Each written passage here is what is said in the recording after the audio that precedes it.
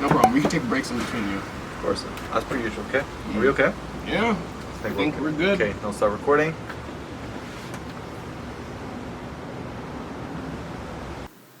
Testing. We ready? I think we are. Do you want to start off like with a strong kind of question sort of topic, or we want to ease our way in? Let's ease them into Ease it. them in. All right. Let's see. Ready? Time to do my intro? I mean, all this is going to be in the podcast anyways. That's like a little BTS. Yeah, do your intro. What's up, guys? Welcome back to the second episode of the Soko Chats Podcast. I'm with my boy, Omar. What's good? And it's good to be back, guys. The last time we did this was exactly a month ago. Exactly 1 month ago it's July, right? July 20th. So June 20th is the last time we did this podcast. And I told Omar, because like the reason, guys, first of all, I apologize for the delay. Because like what I was doing was like after we shot that podcast, I went in and like I was editing clips for like TikTok. And like we had a lot. It was a 2 hour and 50-minute podcast. So guys, if you haven't seen that already, I believe that video should be under this one on YouTube, so definitely go check that out. If you're seeing this on TikTok, go on Soko Space Chats on my YouTube, and then you'll find it there. Amazing podcast, a lot of value. I think you guys will definitely take something away from it, and so I'm just excited to be back and answering more questions that Omar has. And we're gonna kill it today. We're gonna just do our thing, and so we're excited to get started. But so hopefully we can like shorten the time between podcasts, just so we don't have to wait another month. And I'm going to make sure I make that happen. So anyways, guys, we're going to... Actually, before we get into it, I know already I did a proper introduction last time of you, but for those of you that don't know Omar, he's one of my best friends. We actually met through TikTok, which is a crazy story on its own. You guys can see that in the other podcast. But if you guys want to follow him on TikTok, his @ is callme.gaskin, like callme.gaskin. Is okay. it dot? Yeah, it's callme.gaskin. This guy doesn't even know his own @ Anyways, yo. But definitely go follow him up, and then I'll put my @ somewhere on the screen too. It's _Soko. So _SOKO_. Definitely go hit us up on there. Yes. And yeah, give us some feedback on any of our content. If you like anime, go see him. And yeah. That's enough for the. I guess that's enough for the nice little intro. Good. Let's jump right into the questions, because Omar wrote another essay of questions, which I love, which I do, because it makes for an amazing podcast, and so we can provide as much value as possible. And sorry, I know you're about to say a question, but I feel like I'm not done with the intro. You know, for the next podcast, I'm gonna be asking you guys to give us questions on all my platforms. So if you guys are not in my Discord, if you guys don't follow me on Snapchat or Instagram, you guys can find that in the link of this video. Or my Snap and Instagram is literally soko.chats. And you guys can ask your questions there and stay up to date on when I go live and all that good stuff. And so stay tuned for when I ask you guys for questions, because I think that will make for a juicy podcast next time as well, because we can provide you guys with as much value as possible and answer your exact questions that you guys want answered, you know? Get different perspectives, you know? Cool? All right, sorry. All right. First question, let's start off. First question, we're going to ease ourselves Well, guys, we're going to ease into it. We have a lot of like hard-hitting questions, but I told Omar, yo, let's not do them dirty right away, you know? All right, first question of the day. Does height matter to you when looking for like a romantic relationship? Oh, like this guy. Oh man. That's a good question. Because you're a what, like 6'1", 6'2"? I'm 6 feet on the dot. 6 on the dot. So my dad is actually 6 feet and like half an inch or something, but practically 6 feet. And so my mom thinks I'm gonna grow to be like 6'1" or 6'2", which makes sense. I think you're still growing. Yeah, like we're technically not done growing until like 25. I think I'm done. You think you're done? This is, well, probably muscle mass. You're still gonna like probably get bigger, because like we're not done till we're like 24, 25. I feel you. And I so feel like maybe height wise, yeah, but like thickness wise, you know, I think we're still gonna have some more to go, you know. But yeah, so does height matter? For me, no. As long as there's literally a spider. I've been looking at it. I'm so sorry, guys. There's literally a spider on the freaking. Yo, can you blow that away? Yo, guys, we just had a friend join us for the podcast. Yo, spider. I'm gonna just flick it away. Yo, blow it away again. Okay, Omar flicked it away. Yeah, we're good. We're good with spiders, bro. All right, wait, we're gonna get to it. But I have a rule. If it has more than 4 legs, I don't play with it. I don't want to touch it. I'm not about insects, centipede, spider. I ain't with any of it. I hate it. No. Yo, they're. Yo, I don't like it either, man. I don't like it either. Yo, quick story, because like now that we're on the insects, before we get to height. So one time I went camping in this subsection of Yosemite National Park called El Portal, and that's a whole story on its own, guys. I'll tell you all about Yosemite on another podcast. But we were sleeping in a tent, and I woke up in the morning. Everything was all good, whatever, right? No. Yo, my hat that I put down was right next to my head. I woke up, I flipped the hat. There was a big ass centipede right in that hat, like a spider. I'm like, Ben, calm down. I literally got out of that tent, and thank God, I think that was one of the last days that we were sleeping there. And I'm like, holy shit. I was like, yeah, because I wouldn't sleep in the tent again. And that was right next to my head too. And I'm like, I didn't even realize until I woke up in the morning. I was like, oh my God, I'm alive. Yeah, no, like, I'm actually kind of, because the thing is, when you're sleeping, you don't know what's happening. So many things could crawl into your mouth, your ears, like, bro. I'm a heavy sleeper. I'm actually scared about this stuff, like, because if, let's say, like a smoke alarm goes off in your house, I don't think I'd get up. That's one of my fears. I have a few fears. I'm a scared person, but one of my fears is like sleeping and the house being on fire, and I wouldn't know because I'm a very, very heavy sleeper. Like, you can't wake me up. Just not being phased. No. I like, sometimes I'll like be half conscious, but I make a conscious decision to like just ignore, like, I don't really care. Yo, I know I'm a heavy sleeper too. Like, I know like one time like our alarm went off like in our building, and it must have taken at least like 5 beeps for me to like start to wake up, and I'm like, yo, what is happening right now? And then I'm like, but I am a heavy sleeper. Like, I just don't like react to noise or anything. Exactly. If people are partying, I can sleep like on the couch. Exactly. I listen to music. I listen to music on this when I sleep every single night. Do you actually? Yeah. That's part of your night routine? It's part of I started doing it when I was young, but I think it helps a lot with like my musician shit. Like, if I have a song to really learn and I need to like get to know the song really well, listening to it while you sleep gets it in there subconsciously. So even if I'm playing a song and there's something that I need to do, even if I forget it like consciously, just by like my muscles will just do it because I know the song like internally, you know? And that's just why I listen to music when I sleep. And it's also just like cool. It's soothing, I tried that a few times and it did work. But I don't know, for me, I just like, if I'm tired, I'm just gonna like pass out. I put the phone down and sleep, and like, I don't know, like I almost like look forward to like seeing what I'm about to dream. Like, look forward to sleeping and then seeing what I'm about to actually dream. Do you remember like most of your dreams? I do actually. Yeah? I do. Like, it's surprising, but I've been remembering more of it lately. I don't know why. I just have. Like, it's weird. Like, I just love waking up and like reflecting back on it and be like, yo, that's what happened. Yeah. Maybe not every single detail, but enough to be like, enough to have like a story. Yeah, it's funny because like the other day, probably a couple days ago, my boy Armin and I planned on doing something soon, like going somewhere, and I literally dreamt about it last night, and I meant to tell him. I still haven't told him yet, but like I had a dream like how it would play out, and the funny thing is like I know it's not gonna be at all the way I dreamed, but I mean at least it was nice to like at least see my friend in my dream and just like chill, you know. But yeah, now I'm trying to figure out how we got to this topic. We always do this, height.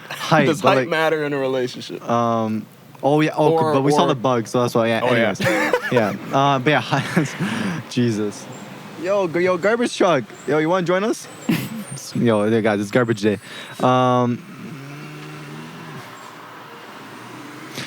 Does height matter in a relationship? This is a good question. I know for myself at least. Oh no, it's I just don't want. I just wouldn't want the girl to be taller than me. You don't want the girl to be taller. Okay, so what if she's too short? Like, what's too short? Well, I actually think height matters. Height matters to me, at least. I think it's a case-by-case basis. But to me, too short is like... That's very subjective, too, because like, where you're too short, everyone might, you know... Exactly. But me, I'm not 6 on the dot. I'm actually 5'11". All right? If you are not... I need like 5'6" and above. I don't want you to be taller than me. And if you're wearing heels and you're taller than me, like... I can get past that. I'd rather not. Yeah. But I could definitely get past that. But if you're at my like waist, I'm just like, at your waist. Yo, it's okay. Maybe not my waist. You're not gonna be at my waist. Yo, you're like talking about like small people at this point. Because I had a friend, same friend we were talking about, the girl. She's actually very, very short. Like, and I forget like 4'11". sometimes. Like 5 on the dot. Okay. Pretty much. Okay.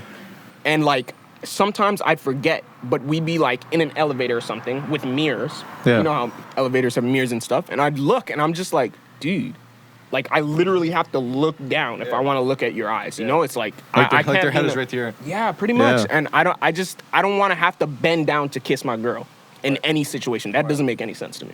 We should be you know, like a nice like almost equal. Yeah, I get you. Almost like, equal. I think branch out that's towards her. ideal. You know. Fair enough. But that's like, cool. You short doesn't matter. For me, yeah, honestly, I don't care. As long as they're like not taller than me, we're good. Like even if like, I mean, I've yet to see anyone who's like 4'10". I've seen one person who's like 4'11". Really? I know a few people that are like a 5 on the dot. And honestly, I wouldn't even care. To me, like it's one of those small things that's like it does not matter. Like as long as if they're my type and they're a cool person, I don't really care how tall you are, except as long as you're not taller than me. You know. All right, and if anything, I'll say too short is like below like 4'10", like those like small people. 4'10" is like I'm just not into that. But like, Yeah. I'm cool people with 4'11", like 5 feet. Okay, like Some fun. but Yeah. if she's like 6.5, like that, your cutoff is like if you're taller than me. Yeah. I can't do it. I'm okay for the same height, but yeah, no, like not taller than me, no. Well, Because if like, you're the I don't same want height. I don't want to look up to you because like my ex was 5'11". She's almost my height, like, or even like 5'11" and a half. Like we were like I was looking like directly right into her eyes, you know, and so it's like it felt like we were more or less the same height, and I was okay with that. I was completely okay with that. But like if you're like I don't want to be like looking up, you know. I think the only thing that scares me about the only thing that scares me about somebody that's my height is if we find ourselves going to like some sort of party or like an occasion, like a formal party, she's wearing heels. And it will look very weird to me if she's taller than me, like just aesthetic wise, that's not how it usually goes, you know? So, and I don't like going to parties, but I like to dress up and stuff like that. Like I like making an occasion that if I need to, I'ma look nice. I could clean up nice, you know? But if my girl's taller than me with heels, I just don't like the way it looks. Would that be a deal breaker? Deal breaker? No, it wouldn't. It wouldn't. Because it's one of those things that's very circumstantial depending on the situation. Because it would be like it would be all the time. Yeah. Exactly. So if you're taller than me with heels, that's one thing. Because I think that I've actually been in a relationship where a girl was like slightly taller than me. I didn't really care. With heels or like without with heels? Okay. Cool. Without heels, like I was just slightly taller than her. Yeah. Like, so. Yeah, it's not a deal breaker, but it's definitely a preference. Like That's cool. I'm looking for like that eye level sort of thing, for sure. Or maybe a bit shorter, but I couldn't care less as long as you within like a certain range. Let's say like 5'8" to like, or not 5'8". Let's say like 5'6". Yeah, 5'6" and above to 5'10" because I'm 5'11". Yeah. Fair enough. Yeah, and that all comes down to like type. It's like that's part of your type, you know? It's like all of that is what encompasses your attraction for somebody. Like their looks, their height, their body figure, all of that, and their personality, all that's like packaged together. And so, yeah. So that makes sense. So yeah. Actually, that's a good segue. Honestly. But yeah, just to wrap up that, for me, height doesn't matter as long as you're not like below like 4'9" and not taller than me. I'm okay with that. Yeah. But it's a good segue to talk about catfishing because we're talking about types, we're talking about looks, and you know. This guy. Okay, guys, I have a story to tell you. So before the podcast started, I told Omar a little story of how I got catfished the other day, and I want to tell you guys this because this is a very important topic that I want to talk to you guys about. I think you guys will take a lot of value from this too. Okay, so the other day, I was talking to this one girl. And a lot of girls like to wear makeup. Like, there's nothing inherently wrong with makeup, and like that's a whole nother topic on its own. I just think that makeup should enhance your features and not completely change the way you look. That's my opinion. That's like a quick little taste into like my thoughts on makeup that we can get into another time. But it's like, okay, so I was talking to this girl. She usually it looks like she usually cakes her face, and for those of you that don't know what that means you just put on like a lot of makeup, like a lot, like foundation, mascara, eyeliner, eyeshadow, like everything, all of it, to the point where like you don't even look like yourself anymore. You just look like this like perfect self, right? And so, and mind you, I've never seen how this girl actually looked like without makeup on. And she was my type with makeup on. She was actually my type. She was cute and everything, and all good, right? And then she ended up sending me a picture with her without makeup on, and she's a nice person. But the thing with me is like physical attraction is very important if you want to be intimate with someone. All 100%. Of you can agree that you have to be attracted to the person in order to be intimate and then foster a relationship, right? So when it's not going to work. 100%, right? You're going to run into a roadblock. Like if you're not physically attracted to your partner, it cannot work. I think we talked about that a little bit. We did touch on it. And so it's super important. You guys know that. Like, you might be attracted to one guy or one girl, but not the other because they look different. And so that's the thing with makeup. Like, when you take it off, assuming you wear a lot, you're gonna look like a different person. And especially if that person hasn't seen you without makeup, it's gonna be a shock to them. And I'm not gonna lie, it was a shock to me. And I don't think I'm in the wrong. Like, no, not at all. Like, you guys would agree. Like, what if like it's like if somebody put a mask on and you're so used to it, and all of a sudden they take it off and you're like, who are you? Yeah. And so I'm not wrong for not being attracted to this person anymore, because I wasn't. When they took off their makeup, they just didn't click my buttons anymore. You know, so that's I wasn't. A deal breaker. Yeah, like, and so when I saw them on makeup, I just wasn't attracted anymore. They're a super nice person. I'm still gonna like be cool with them, but I'm no longer gonna like pursue like a relationship or even like give a chance for a relationship, because I'm not attracted to them whatsoever at this point. Not anymore, because they're just not my type at all, right?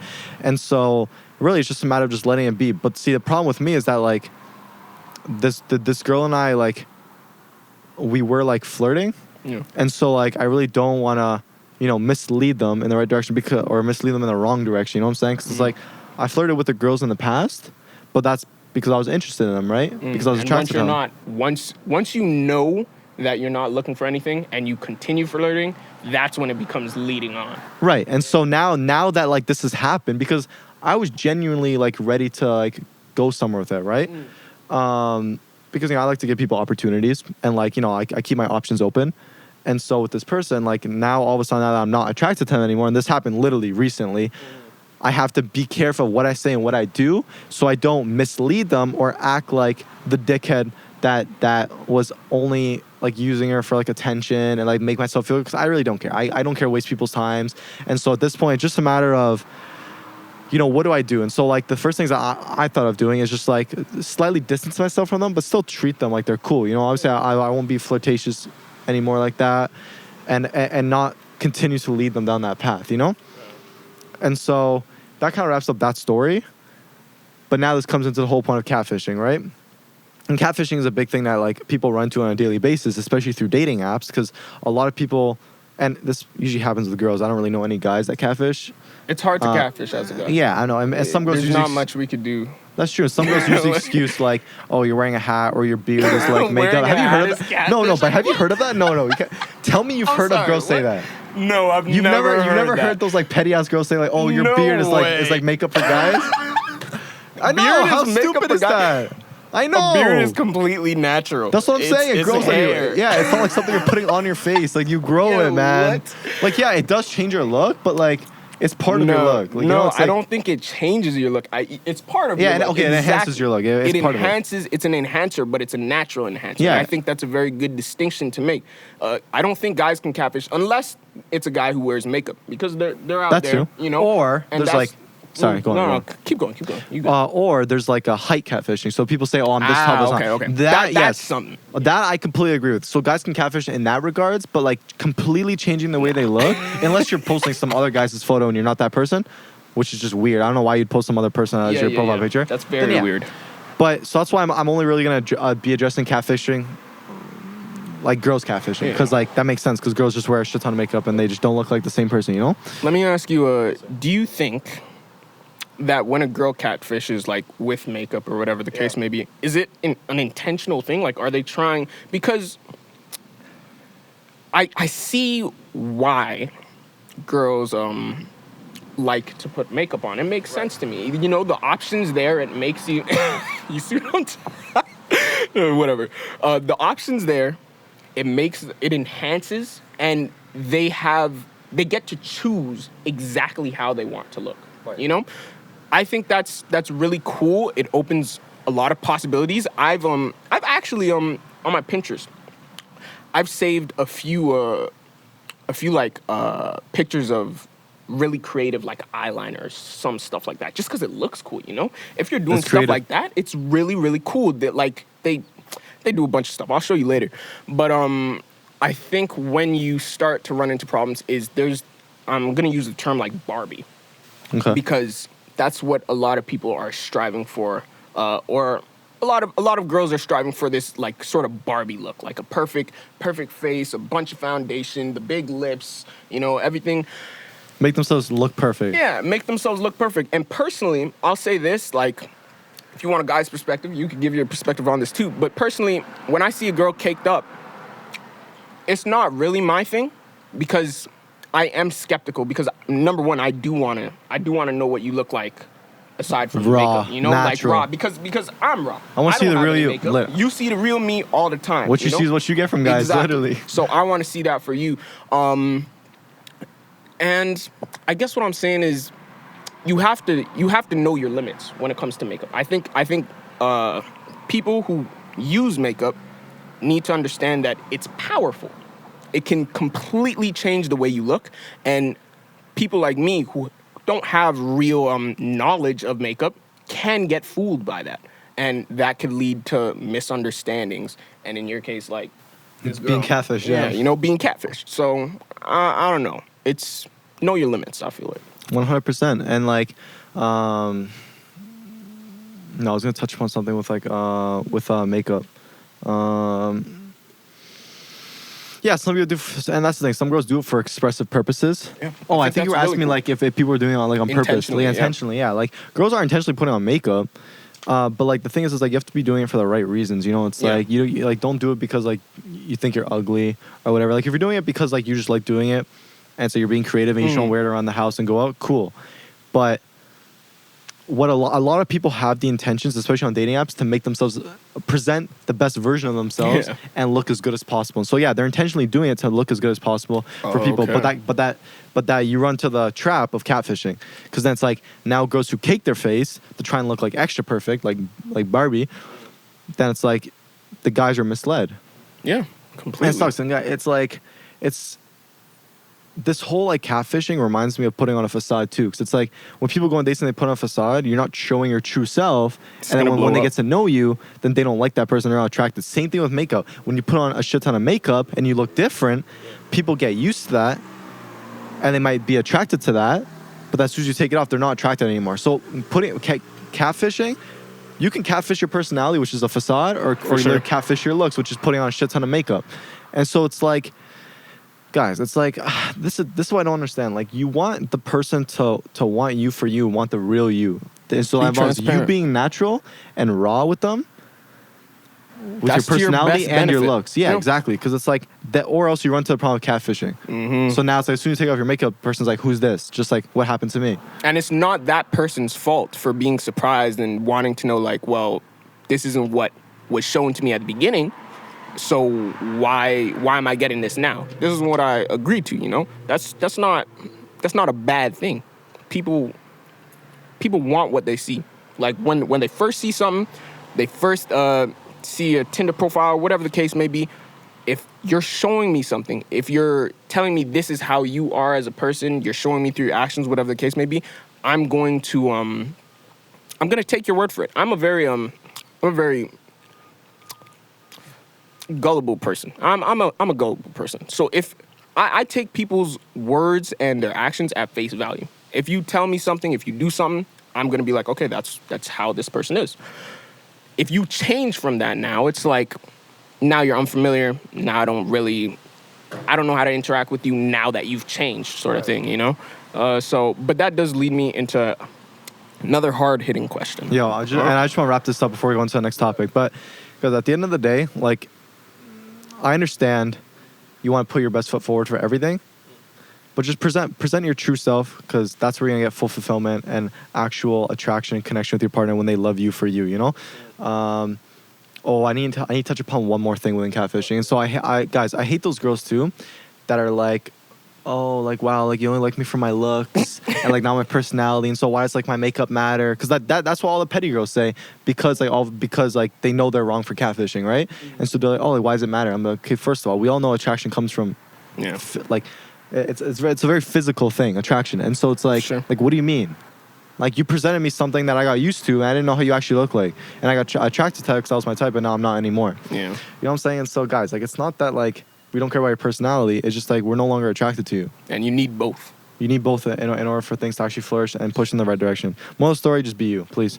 And like actually, one more thing too. And if you're gonna, and let's say if you did cake your face and you start talking to a guy, or a girl, I mean, if guys like put on makeup, so I want to be inclusive, you know. But I'm just not from a girl's perspective. Then at least send them a picture of you just getting out the shower or something. Like it's a very like no, I know it's funny to hear, but like it's a very like subliminal message, so they know how you look like. Because I'm telling you, maybe it doesn't cross all guys' mind, but I know it does for me. It always crosses my mind like, how does this girl look without makeup? Because like I know makeup. Because like I've been around a lot of girls and I've talked to girls and I just know makeup really in depth and what it can do. And so for me, that's the thought that always crosses my mind. Like somewhere in the back of my mind, I'm like, how does this person look like without it? For sure. You know what I'm saying? And so that's why I at least do the service of like sending them a picture with you of you just waking up without makeup. Yeah, early on. So if they don't like that, then don't waste anybody's time. Literally, you'll start to distance yourself. But if they end up liking you without makeup, then boom, you'll just go on from there, and it'll be amazing. And they'll love you for you. So at least do the service of at least showing them how you look like without makeup, or just start off with no makeup to begin with. That would be just the easier way to not to waste anybody's time. Which is the way it should be. Oh, sorry. One more thing. I'm so sorry to cut you off. Keep going. You're good. So I'm just in the momentum, you know? So if anything, I even suggest starting off with no makeup, like whether that be your profile picture on Tinder or Bumble or whatever, so the person can fall for that. And then if you go out together and you want to put on a little bit of makeup and like just enhance it even more, and then boom, like when some nice outfit, nice makeup, cool. You know what? That makes more sense, right? And you want somebody who would fall for you without makeup. Yeah. You don't want somebody who needs you with your makeup. Like that's... Nobody wants that. You want somebody who will fall for you personality-wise and looks-wise without the enhancement. And then when you do enhance it, that's when things start to get heated and you get down to it. You know? Exactly. Or if anything, because maybe some of y'all are thinking, okay, Ben, that's very extra. Like, why would you not wear any makeup? And I get it, girls. You guys want to put on something. At least put very light makeup. Don't cake your face where you look like a whole different person. Maybe put a little bit of mascara, maybe eyeliner, maybe a little bit of concealer, but don't start going with all the like foundation, eyeshadow, all the extra shit, you know? So maybe just a little bit so you enhance your features, but nothing to the point where like if you take it off, the guy's gonna be like, who's this, you know? Yeah. That's all I'm trying to say, guys. All right? I mean, like, girls or guys who are wearing makeup, they can do what they want, right? Yeah. You want to cake your face up and wear all the makeup in the world, go ahead. But also realize that's gonna...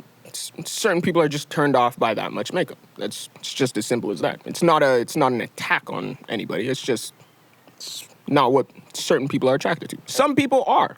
Yeah. You know? And find your people. That's so true. And it's so funny you said that because like nowadays, now that I know the power of makeup and now that I've seen so many girls who cake their face, it's actually a turnoff for me now. It is. For me too. It's so weird. Like I've gotten to the point where like a lot, like I don't say a lot of guys, but there are guys out there that's like, oh my gosh, she's so hot. There's so much makeup. Right? Just start fantasizing. But for me, I've gotten to the point where like it's actually gross now. Like I know like the other day, one of my I don't know if it was my boys or whoever it was, they showed me a picture of some girl, right? And like a girl that we used to know back in like, I don't know, like middle school or something, or I don't know when. But the first thing I saw was caked in every single photo, and I was just like, ugh. Yeah. Like, and to some guys, like, they would find that hot because, like, she looked quote-unquote perfect, but it was gross. I'm not gonna lie to you. It was a turnoff for me. Do you think the turnoff thing comes, because to me, what that signifies, it might be very, very, like, could be an insecurity thing. On which like, behalf? On a looks department, because if... From their end. From their end. Oh, yeah, no, 100%, yeah. Because on one hand, it's like, yeah, I get it. Some people just like wearing makeup. Like, I dress up in the house. I do that shit just to do it, you know? I mean, you're always looking fun, sick. You know, I like to do my thing, you know? So if you're doing it for that, go ahead, do your thing. If that's what you do it, you know? But... I forgot where I was going.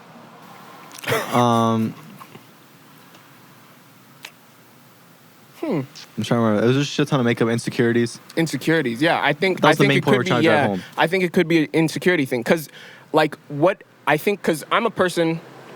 I don't know if people know this. I actually have a lot of confidence. Like, confidence levels probably have too much. No, it's good. It's good to have like more confidence than none. And something that, because I've worked on it, you know, I didn't always have a lot of confidence. So I feel like I know about confidence quite a bit. If you are not okay with your appearance, tell yourself every day in the mirror what you like about yourself. Find something new every time. Try to, at the very least. Because every time I walk past the mirror in my house, I look at myself and I admire myself. I love that. That's self-confidence. That's self-love and self-confidence. Guys, don't mistake that for being egotistical. That's self-confidence and self-love. That's what you need to do. I think so if it's you love really yourself, important. you love yourself. You know, that's the way it should be. It's not, and I think because I'm conscious about how my confidence levels are high and how that could spill over, possibly to like starting to get egotistical. Happens, and you I know. have I been. do it too. Trust me, I have. And we all do it. Egotistical, We all do it. You know, but you want enough confidence to be fine if people don't like you or somebody's judging you. You don't want to have to worry about people judging you, and you want to have enough confidence so that you're fine, but you're not attacking other people so that you're up there, if that makes sense. You know, you shouldn't be making jokes at other people's expenses, stuff like that. Like, anything that involves other people, that's not what self-love is. Because self-love is entirely up to you and yourself. Like, it doesn't involve anybody else. You know what I mean? Agreed. But, yeah, do we need a No, we're restart? good. No, we're good. Yeah, I mean... To wrap up that, yeah, if you wear too much makeup, you might be insecure. You might, take a look at yourself and see if you truly love yourself. Look in the mirror. Yeah, look in the mirror and really self-reflect on your life and how you feel about yourself and your image to the world. Yeah. And that will probably give you a big hint into the reason why you're wearing makeup and the way you portray yourself. So, yes. next question, cool. It's not much of a segue now, That's but cool. I want to talk about We can jump to any topic we want. integrity and what matters more, actions or words. This fucking guy. Yeah. This one was one of the heavy ones. We spoke a little bit about this. I swear I texted you this and we're gonna like get into it. Yeah. So actions versus words. Words. Yeah. Let me expand on it. Do you want me to open up because I have like my initial thought. You have on your it. own. Go ahead. Okay. Take the floor. So let's just, I don't know about the integrity thing, but like let's do actions versus words. Because integrity basically means like action. Is your actions and words lining up? Basically. Exactly. Yeah. Sorry, my bad. It's like Because I don't know why I was thinking about like two separate things, you know. But you're right. It's heavily tied in. Like it's literally what it is. So for me, my thing I always tell people is like, and I'm about to exaggerate right now, but I like to say that words don't mean shit, and that actions mean everything. okay. Because it's like you can say you're gonna do something. You can say, "Oh my God, like yeah, I promise you I'm gonna do something. I promise you I'm gonna do. I promise I'm gonna change. I promise anything." Or you can make someone feel good. But at the end of the day, like if you don't back it up with your actions, your words don't mean shit. Mm-hmm. And I know I'm exaggerating by saying words don't mean shit because words do matter to a certain extent. Because you know it's nice to make people feel good. It's nice to uplift people, and that's what I do all the time within my lives and to other people just in person. Where like I just want to spread positivity and optimism. And just bring this energy, and that all comes through words, and be able to like spread that vibe, and also actions, just being there for people, right? But that's kind of like that's part of it, you know. And so, if you can't back up your words don't mean anything. But words do matter to the point of like, yeah, you can affect some sort of change, make people feel a certain way, and that does matter for sure. So in that regards, yes, words do matter, and it does mean something. But for like more important things of you actually doing something for someone. And saying you're gonna do it, then back it up, you know? Yeah, for sure. That's my initial thought on it. I think I agree. Yeah, I agree. Like, I place more value into actions because actions. I think. I mean, we're told from when we're young, sticks and stones can break my bones, but words will never hurt me. Right? We're already getting into actions meaning more than words. I agree. Like words, they mean a lot.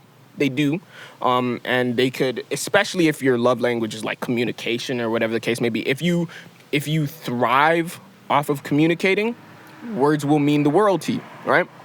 But I think even for those people, if your words aren't lining up with your actions, then it's like there's not much you can do. Like actions will truly show you who a person is.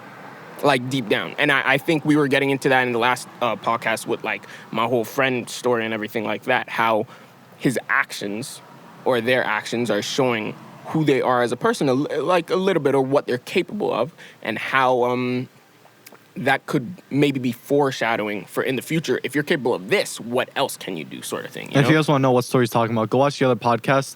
And it was a story about infidelity. So if you go on the timestamps, you'll find it. Yeah, go on.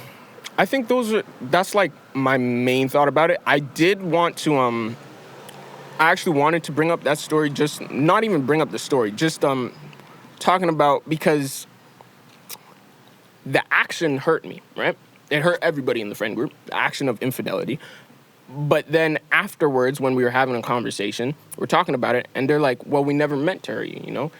And not only actions versus words, I forgot to add this in, not only actions versus words, but actions versus intent. I think that's really interesting to think about, too, because quite honestly, the act of infidelity, they didn't intend it to happen that way. That's what they told me, at least. That's what, I don't know if words matter more in this situation, but I don't believe, I feel like I know my friends enough to say they didn't intend to hurt anybody, but they ended up hurting a lot of people, and that's just how things played out. So I have a thought on this one here. You have a thought? Yeah. Go ahead. I'll jump in. So this kind of reminded me of another thought is, guys, you can directly and indirectly hurt people. Yes. Okay, so there's directly hurting people where it's like, you know, like you're purposely trying to cause harm to them, whether physically, emotionally, like by actually talking to the person and doing actions that you know will hurt them, and that's you actually directly, purposely trying to hurt the person. But there's also you indirectly hurting people, which is you not even knowing the repercussions of your actions that affect the other people around you. Yes. You know what I'm saying? You can be the antagonist of somebody else's story without even realizing it. You know what I mean? Like, everybody, like, it's important to realize that everybody views themselves as the main character of their own story. Everybody's living their own lives 24/7, right? And in stories, you have your protagonist, which would be me or you in your case, you know. Everybody has their own antagonist or minor antagonist throughout their life, you know, whether that be in high school or like an ex or whatever the case may be. Some people don't realize that they've done something to upset other people. And it's something that to be mindful of and really try and catch, because you're not going to be able to, sometimes you can't realize, you know, sometimes there's a billion different situations where you don't even know that you've done something, but just try and think about, I think, empathize with the other person.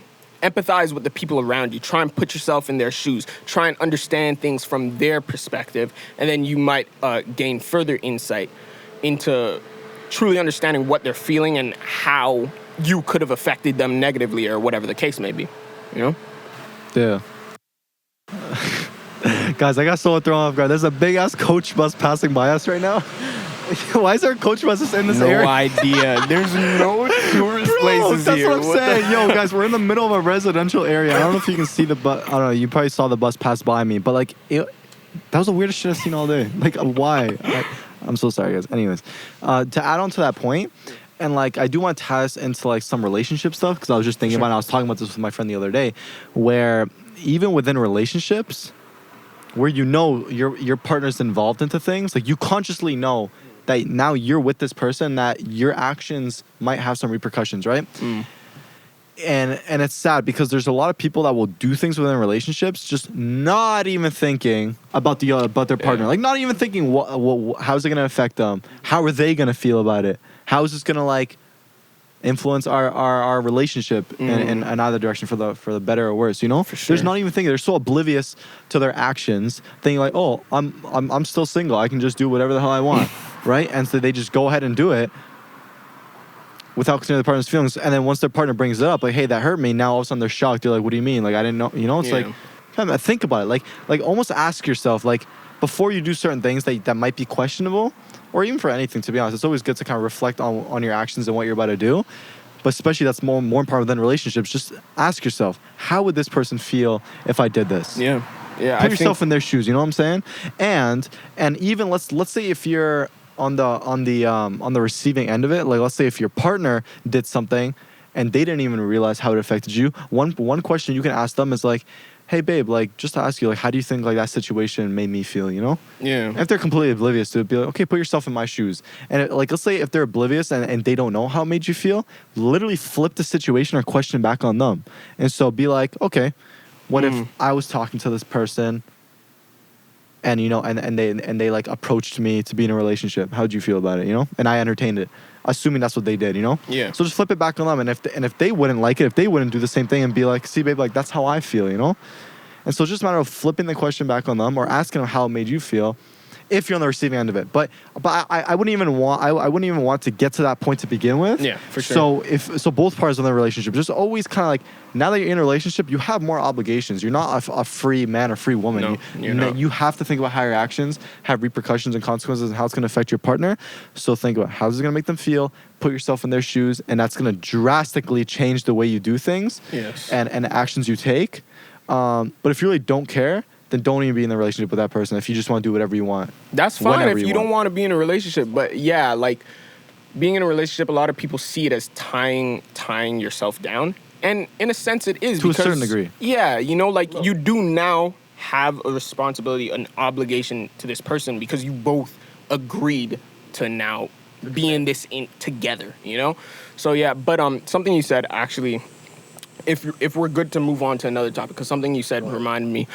So let's say we're talking to your partner or whatever the case may be, and you tell them that situation and you flip it on them, right? Okay. So something that I wrote down here was the golden rule. Do you know what the golden rule is? I know for art, yeah, but not for freaking. Okay, so the golden rule is basically treat others the way you want to be treated, right? And that's a good thing to live by, right? Treat others the way you want to be treated. If you don't want to be treated some way, why would you treat others that way, right? That makes sense, although I do think it's somewhat maybe paradoxical because to me, I want to be treated a certain way, but I've noticed that a lot of other people wouldn't want to be treated the way I want to be treated. So you can't go around treating people the way you want to be treated if how you want to be treated doesn't line up with how the other person doesn't want to be treated. You know what I mean? It's really weird. I don't know how to go about thinking about it because I'll jump in here while you think. Collect your thoughts and maybe something will inspire you. I feel like generally speaking, yeah, it's a good thing to live by. Like when you're talking to strangers and other people, like yeah, like that really came down for kids growing up, just to, like show respect and kindness. And even nowadays, like it's good to be kind to others and be positive and all that stuff. And so to random strangers, yeah, I think it's okay because I feel like there's like this general sense of like behaving like with like amongst strangers, like you're just nice to them, you'll greet them. So you think like, once you get, I feel it's more of a general thing, you know. Okay, so once you get into like an actual relationship, like you start to learn a person more, then you start to. So when it comes to 100%. So when it comes to your friendships or relationships, that's when it kind of like it still applies, but now it's more subjective because you know the person. So the more you get to know somebody, whether that be your friend or your partner, you know the way they want to be treated. You know what might trigger them, what might not trigger them. Assuming you've had that conversation, of course, right? Assuming that you have had that conversation. So assuming you know this person well enough, then you know not to say certain things. You know not to do certain things. Because you know, like it's not how they don't want to be treated, and that also ties in once again to love languages, where it's like not everyone feels loved the same way, and so the way you feel loved may not be the same way your partner feels loved. That's something you need to talk about. And so you might be doing something that you don't even know is not sitting right with them, that you don't even know is just not making them feel loved, and so it's like you have to have that conversation. And also another point to this too is like, on the receiving end of that, let's say if you're the person that's like your partner's doing something or your friend's doing something and you're not feeling loved or it's not sitting well with you, they may not even realize they're doing it. You need to tell them. I was about to say the same shit. I'm sorry, but like you have to bring it up to them because a lot of people do things without even thinking, as we mentioned before, but they just do it because it's habitual and that's what they think is the right thing to do in that case. So they may not know. And so bring it up in a very polite way. Be like, hey, Omar, you know, like, I didn't like, you know, what you said there. Is it okay if you stop saying that? Or like, hey, like, you know, the thing that you did, like, when we were at that party, like, you know, it kind of made me feel uncomfortable. And so bring it up in a very, very non-reactive, non-judgmental way. Non-confrontational way so they can respond in a way where they feel comfortable, you know? Yeah. And then you know going forward what not to do, you know? So just bring it up to them. Something doesn't sit well with you, bring it up to them. And if your partner is the type to be very reactive and judgmental, it's probably a sign you should. Yeah, it's a red flag. You shouldn't be with them, because like you can't, like you don't want to be with somebody that has that has a problem trying to communicate through their feelings, and that takes judgment because you're feeling uncomfortable with something. Especially if you never made it confrontational, if you were very soft about your approach, and they still are reactive and still like, oh, what do you mean, to flip it back on you? Yeah, that's not a good sign. So even talk to your partner about that. If they refuse to change their actions, then you know that you have to break things up, burn that bridge. Yeah, if you can't sit down and have a serious conversation without it blowing up, that's a sign that you need to get out of the relationship, I think. If you can't have a civil conversation. Well, let me see what I got here. Ooh. Oh no, to touch up on that before you go on. And so that comes down to accountability, guys. So yeah. It's like when someone brings something up to you and you know that they're right, or at least you've communicated through it and you realize that you're wrong, at least be accountable. Be like, hey, you know what? Like, I will change going forward. I apologize how that made you feel. And then you think of a plan going forward, and then you implement it, right? And tying back also to the words versus actions, if your partner says they're going to change, but they never do, give them a few more warnings, try to work with them. But if at the end of the day they don't change, and you gotta leave. Yeah, you have to cut, because like nothing's gonna make them change, because people would have to want to change on the inside. They have to want to change a person. They want to have to change. Yeah. Exactly. Like I can only do so much, and this happened to me in the past. Like with helping others, I've helped people in the past where I'm like, do this and you'll be good. Like I know, and they even agreed. They're like, you know what, Ben, you're right. But they don't do it, and then they come back crying to me, Ben, why stop? And I'm like, I don't know, because you didn't take my advice, because I don't think you actually want to change. I'm telling you what you need to do, and you're agreeing that it's right and it's making sense, but you don't want to put in the effort. You don't want to actually do it. I can't do anything about that. I've done what I can, but at a certain point, no, on the because usually we're talking about like people in these situations, right? But now let's talk about when you're actually in the situation, or when you're in the perspective of giving somebody advice. You need to know when to give up. When to stop. Yeah, when to stop. Because some people, like you're saying, advice is only guidance. They need to, I think it's still going. Yeah, we're good. They need to have to make those actions or make those moves themselves, like you're saying. And if they don't, then it's like you're wasting each other's time. And I'm not about wasting time. You're not about wasting time. I don't want to waste anybody's time. I don't want to waste my own time. Time is one of the most valuable, if not the most valuable thing we experience on this earth. It's our asset, so use it wisely. And I had another point to that. Actually, I have another point too. So when the person giving advice, you have to know when to stop, like you just said. But also when it comes to giving advice, I don't know if I mentioned this before, but I'm going to mention it again. There's two ways that you can help people, okay? There's a practical approach where some people want practical advice that they can take to help them solve their problem so they can go off and fix it. And then the second approach is emotional support, a shoulder to cry on, okay? And so you have to distinguish know which, and not even like, yeah, like you might know right off the bat, but I think it's not wrong to ask. I've asked a few people in the past, like before I even start helping them, okay, hold on for 1 second.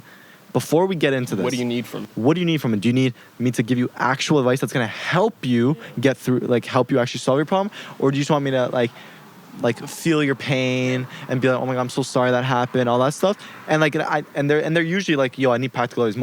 I don't think anyone has ever said they just need emotional support. Usually everyone's like, I need practical advice. But it's good to say that up front so you can properly help that person. Because what if you're giving them practical advice, but they just want a shoulder to cry on, and they're like, okay, wow, this guy or girl's not listening to me. Like, honestly, this was no help. Or what if like you're giving emotional support, but they need practical advice? Oh, this person didn't help me because what am I gonna do? What did they do? Exactly. So guys, just it's not wrong. I've asked those people straight up, what do you need from me?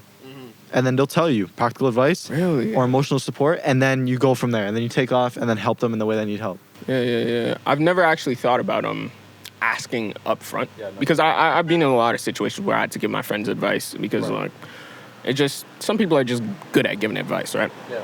But no, I'm definitely gonna use that in the future. It's not wrong to communicate. Yeah. Like, open communication is everything. And that brings me to something I wanted to say. When you said brought up a scenario where your partner might be wrong, not apologizing, but realizing that you're wrong and like saying that, oh no, you're right, or I was wrong, or like conceding a point or anything. It's it's so freeing. So many people, I think, fall into the habit of identifying with whatever they're saying, and like really latching on to whatever point you're making in an argument or whatever the case may be. You latch on to that, and once you feel like the other person is disputing whatever you're saying, it feels like they're rejecting part of you. But that's not the case, right? That, like, realistically speaking, logically speaking, they're not attacking you. They're just disputing what you're saying. What you're saying isn't you. So if you just concede and say, well, okay, I'm wrong, then the moment's over. You free yourself up. And trust me, once you get into the habit of being okay with being wrong in a situation or anything like that, it's a freeing thing. So much frees easier. you up, you know? I really, really like that. How I really like people, because I try and do this myself, because I know I can. I try and like catch myself in any bad habits. You know, we're all defensive. But once you open yourself up to criticism, to being wrong, to like just accepting that, you gain so much from being able to admit you're wrong. When you are, because you have to know when to put your foot down, and obviously that's the challenge. But be okay with being wrong, I guess, is what I'm trying to say. Yeah. Let's pause this for 1 second. I just want to make sure this is recording. Cool. I mean, we are, but like still. Yeah, just make sure.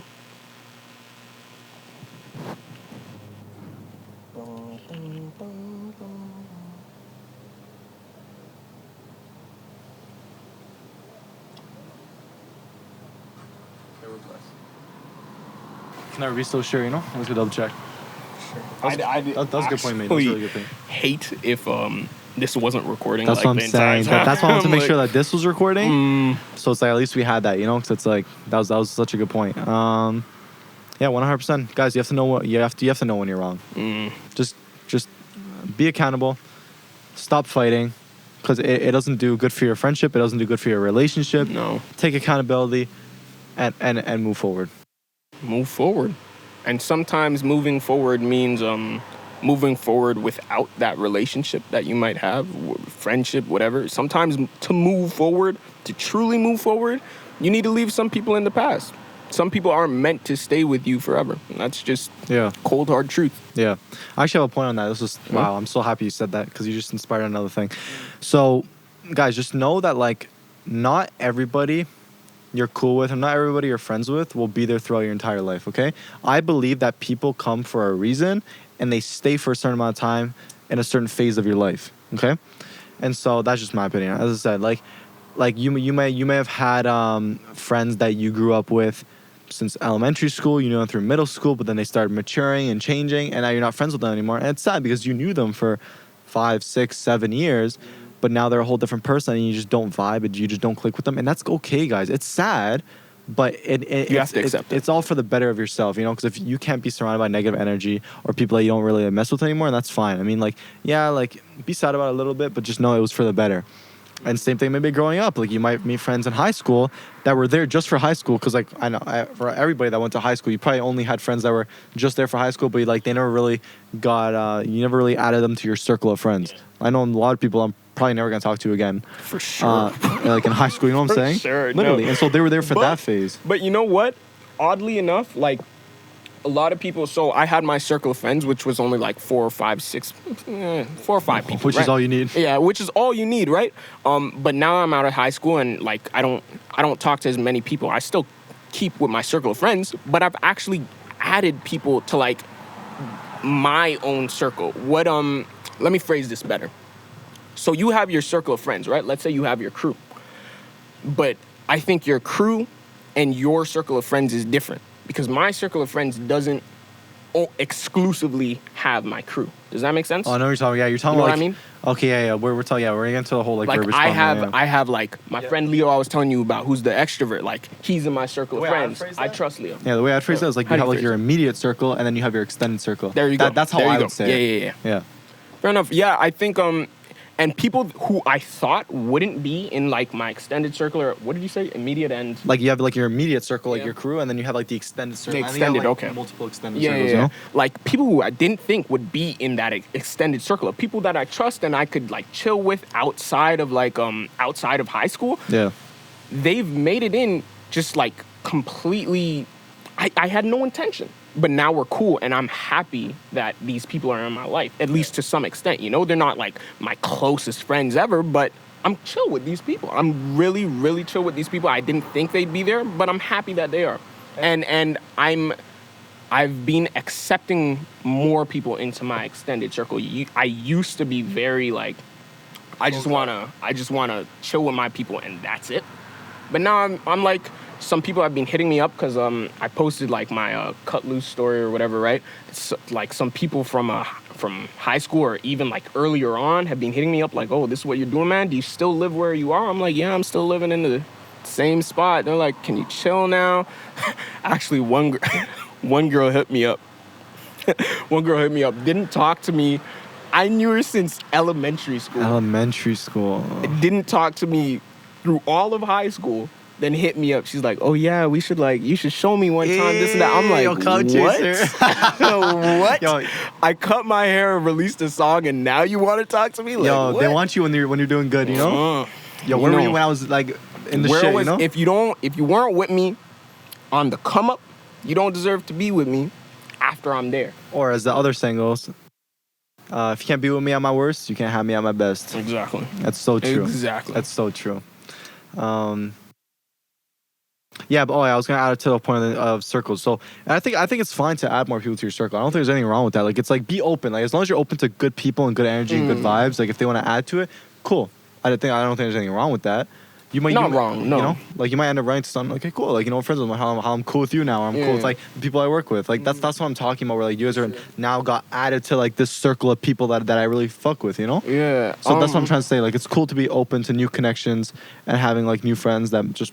You might end up, you know, relating and connecting with them more than like some of your actual friends. Who knows? So it's like, so I don't think it's wrong to, you know, be open to other people joining the circles or extending your circle. Have multiple circles, you know, if you're cool people. So yeah, you know. I think you're right. It's not wrong at all, and I think it is a case by case basis. How many people? Because what I was saying in the last podcast was.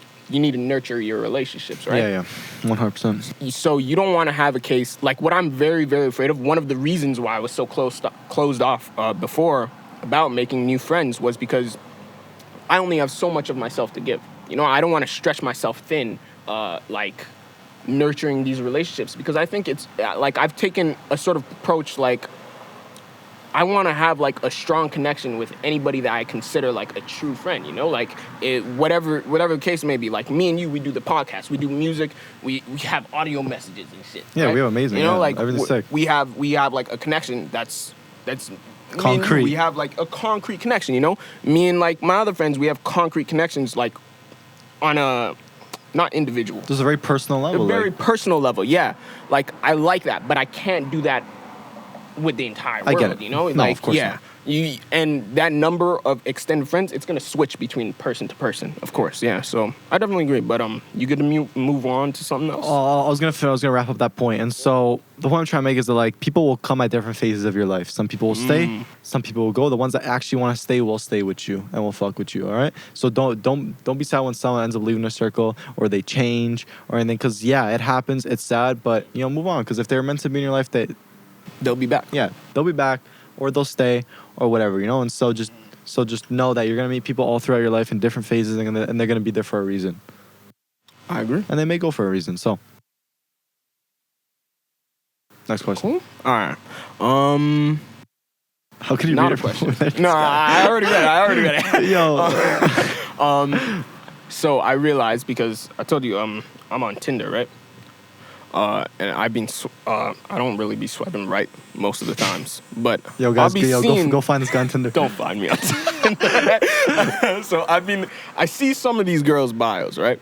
And to be fair, I don't see guys' bios because, I'm not interested in guys. I get you. Yeah, I get you. But I get you. I've been seeing this, and I came to the conclusion, today, being toxic is fetishized. Ew, you know that too? Yo, Yeah. I've seen that too. I know exactly what you're so talking weird. about. It's such a weird thing. Why is like, I need a little bit of toxicity in my relationship? That's what? You don't, that's not something you want in a relationship. That's gonna make everything worse. I don't understand it. I don't either. I really don't. Like, people think that like it's fun to use on toxic. It's like, fun. It's no, kind it's of not. It's cute or something. Like it's like no, it's not. And like, even though you think it might make your life interesting, that interesting is code word for an unhappy shit relationship. Yeah, That's yeah. what interesting means. Interesting in a negative way. Yeah, you know what it is though? It's because I've actually my ex. She after me, she got into a very. Yo, if you don't want to answer this question, like how many people have you been with? Seriously or like?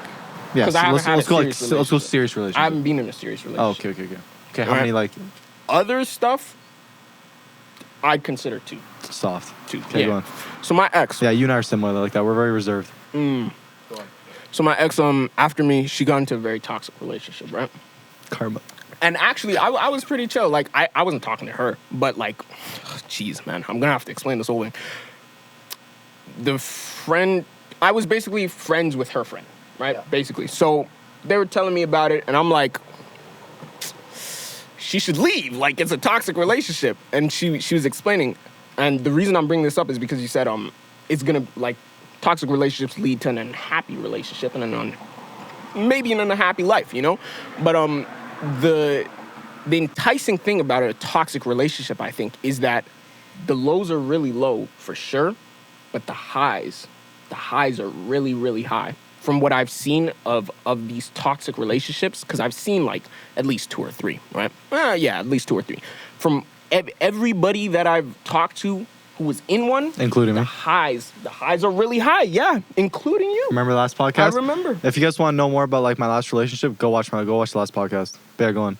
Yeah, man, the highs are really high, the lows are really low, and some people are willing to settle for that.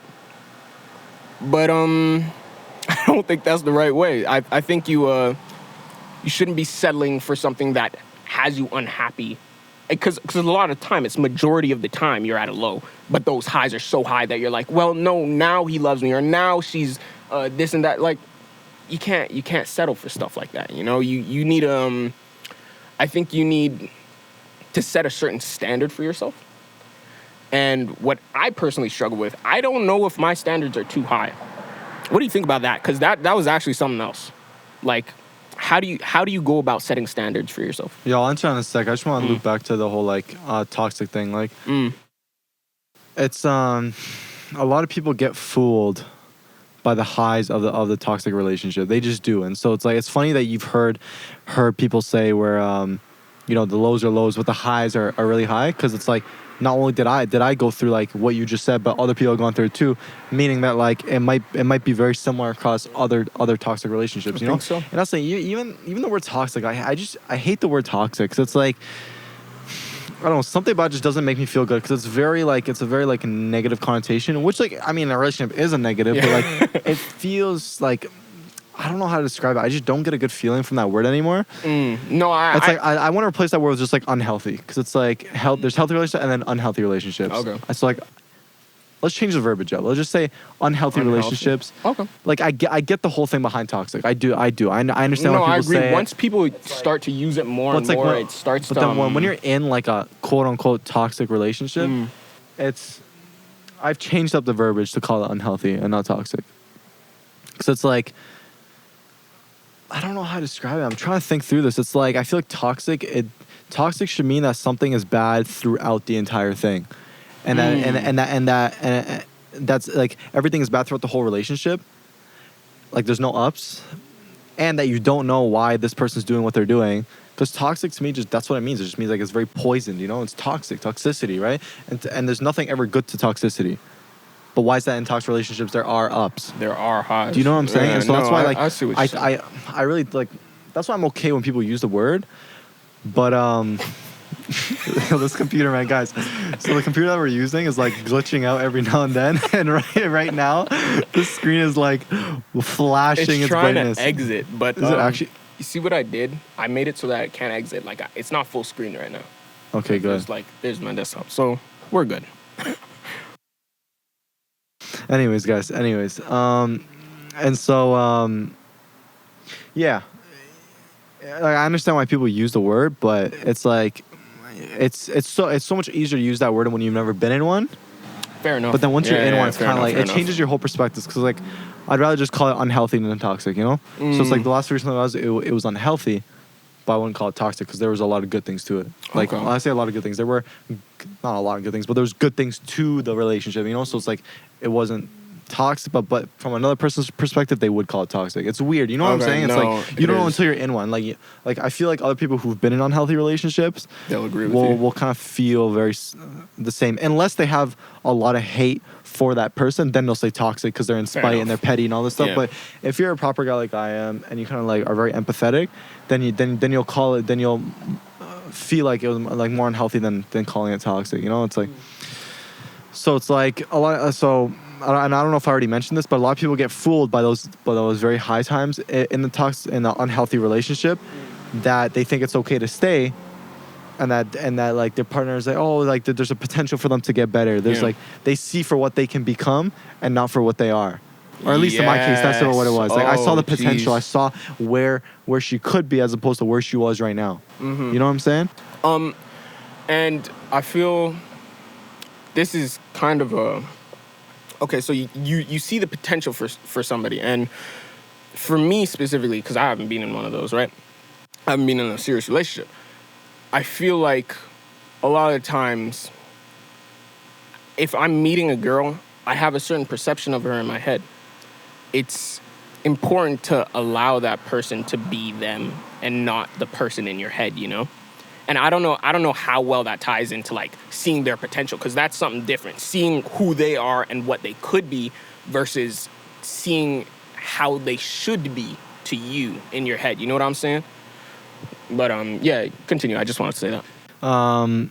No, I think that kind of just wraps up the whole like changing the verbiage from toxic to unhealthy, because many people who haven't been in a toxic relationship, it's just so easy to say, oh, toxic, because that's what everybody uses, you know? Fair enough. Yeah. So I guess I don't know. People just get fooled into these unhealthy relationships, not only because of the highs, but because they don't want someone who's quote unquote boring. But like what? Like, if you're with the right person, it's not going to be boring because you guys click. You know, if you click with a person, there's never going to be a dull moment, because like you probably find them interesting and you guys can talk about things and go out and do stuff, assuming that they're on your level, whatever your level is, like whatever you consider them.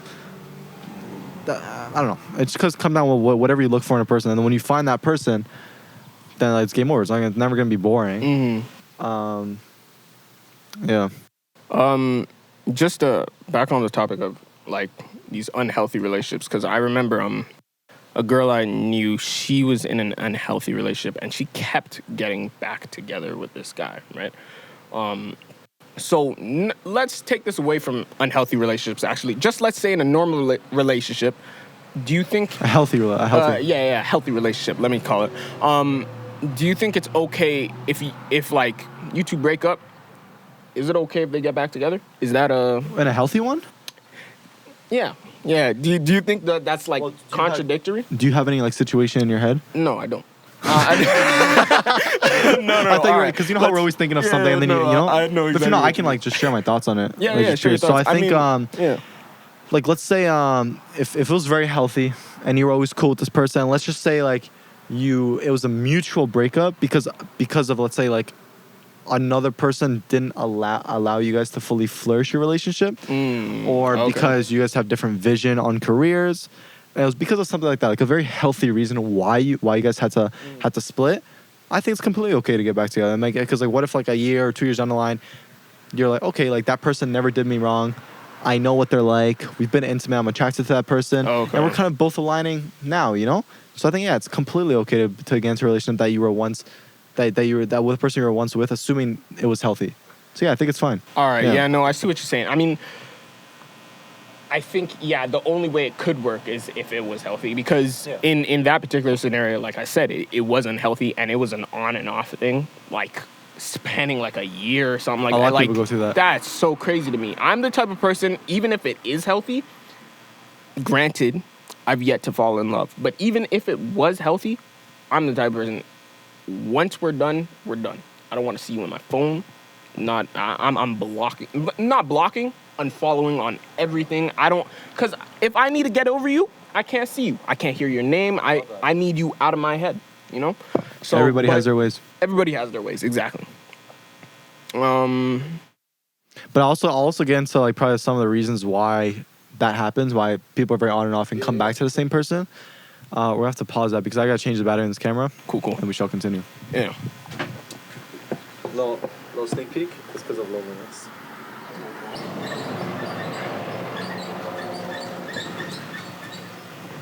Who's in here? Is that annoying these people? Oh, Steph's in the house. Steph from Australia. Waiting. Would you ever go to Australia? Huh? Have you ever been there? Would you? Yeah, Ever go there? Oh, yeah, of course. You want to go to Australia? I've always wanted to go to Australia for the past like 10 years of my life, I swear. I've always said I want to go to Sydney. Because it looks nice. I just say stylistic, yeah. I just want to go there, yeah. And I'm like fascinated by like the Australian accents and just everything. I don't know, man. They've got terrifying creatures in Australia. Oh, okay, yeah, okay. Besides that, I mean, yeah, it's kind of fucked, but like, I feel like the experience would be pretty cool, you know? Fair enough. And like, I know some people in Australia through Oh, the. you know Australia? Like, No, these people. Oh, those people. Okay, yes, okay. some of my TikTok fans, some of them that are Gotcha. based out there, you know? Mm. Oh, what's going on, bro? Yo, Don, we're just doing a podcast right now. We're going crazy with it. All right, shall we? Oh, yeah. Let's get into it. All right, we're back. So some of the reasons as to why some people might go back to an unhealthy partner is because, or from what I've witnessed at least, is because of a few things. One, loneliness. People might start to feel very lonely. So when they're broken up, it's like, oh my God, I'm so lonely. Like, I'm never going to find anyone. And then they start missing that person because then they start thinking about all the good times. People rarely think about the bad times in a relationship. They just think back to, oh my God, we did this, we did that.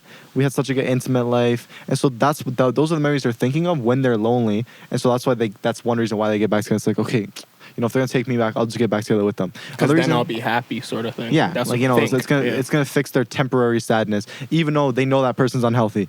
The other thing is like that they're comfortable with that person. Like if they don't want to start over with someone brand new, sense. and so they're like, we've already had this connection. We've been intimate. I know them.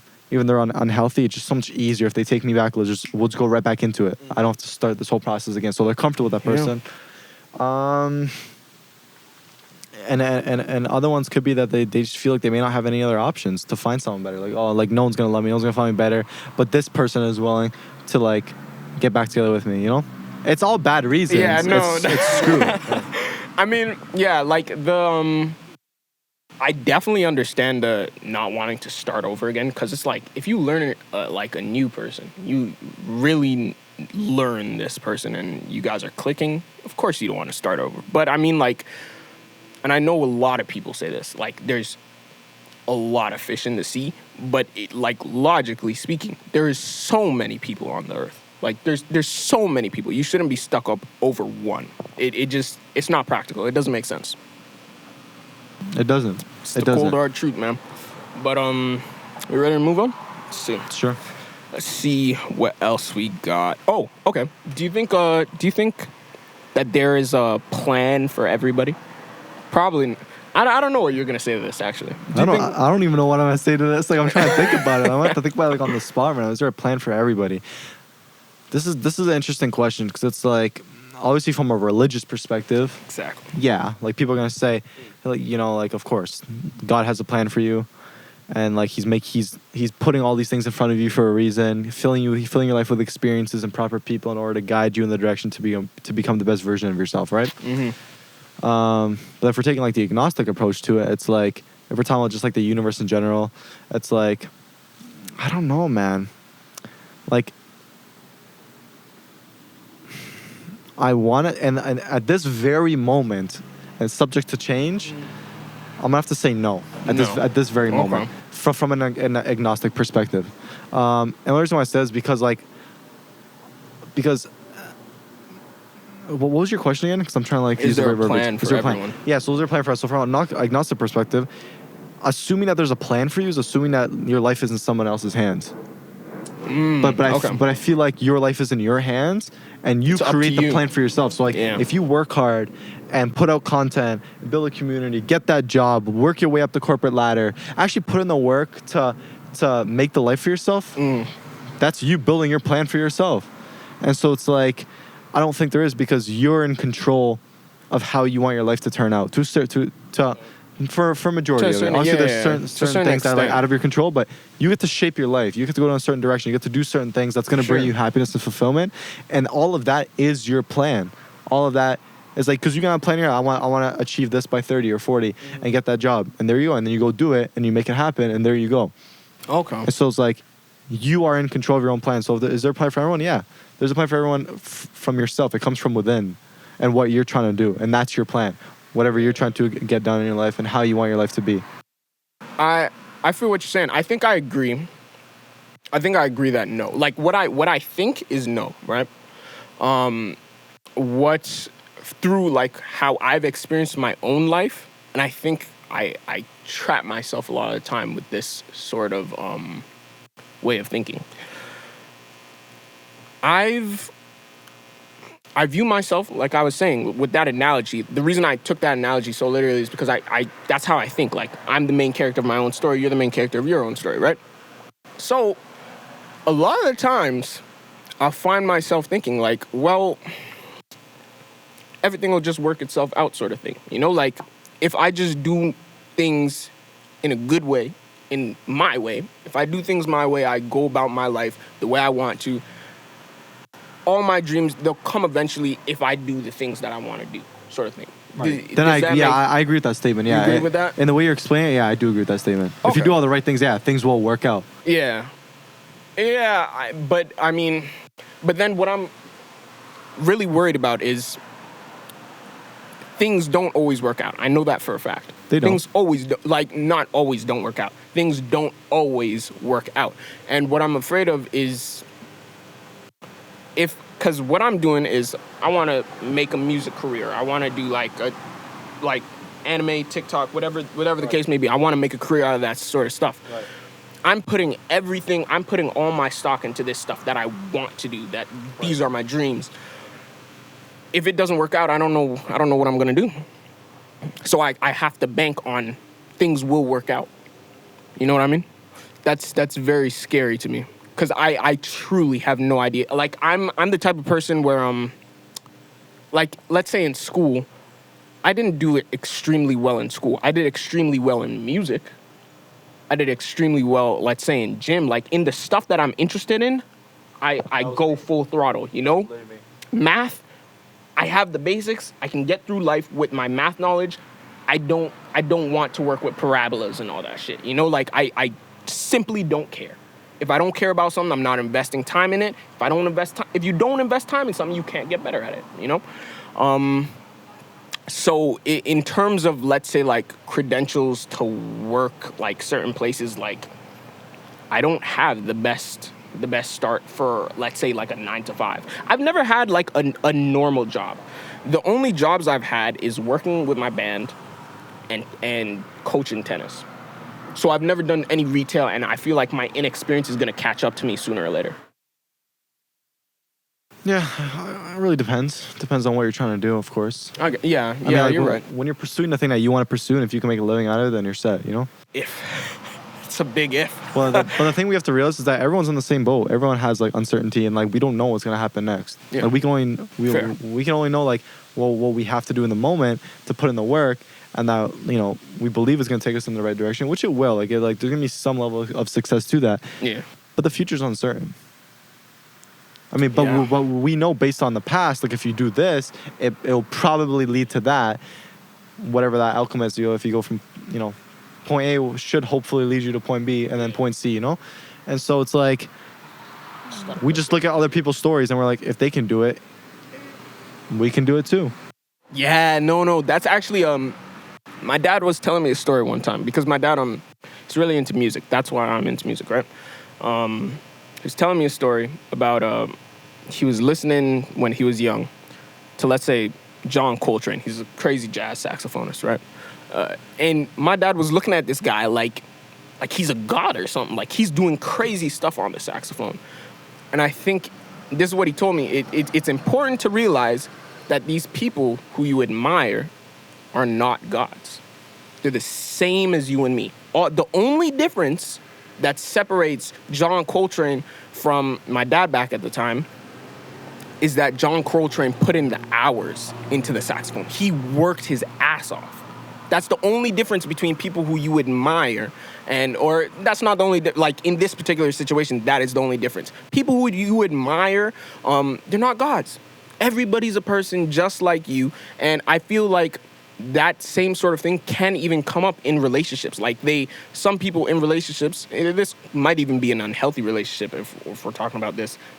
They view their partner as better than them in some sort of way, and that gets into their head, and they're like, well, this person can't actually love me. They're all this. You know what I mean?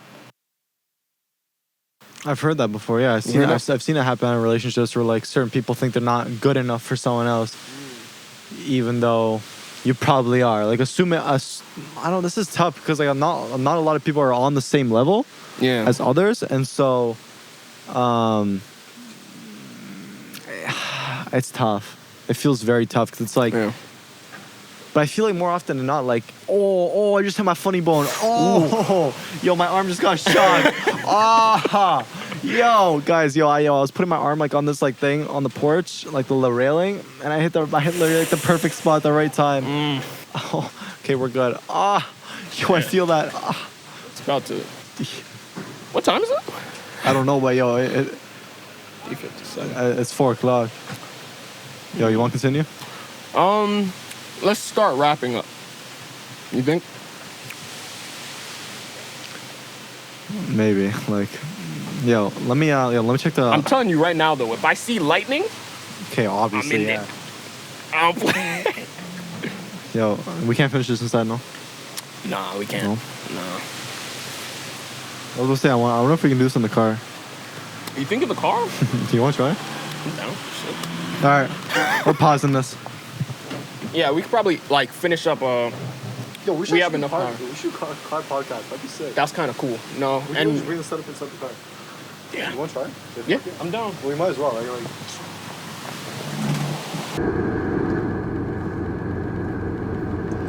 Pretty cool.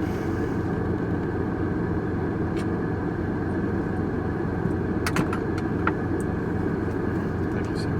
Cool. I'm not even worried. Oh, yeah, no, I was about to say, where were we? Oh, fuck, where were we?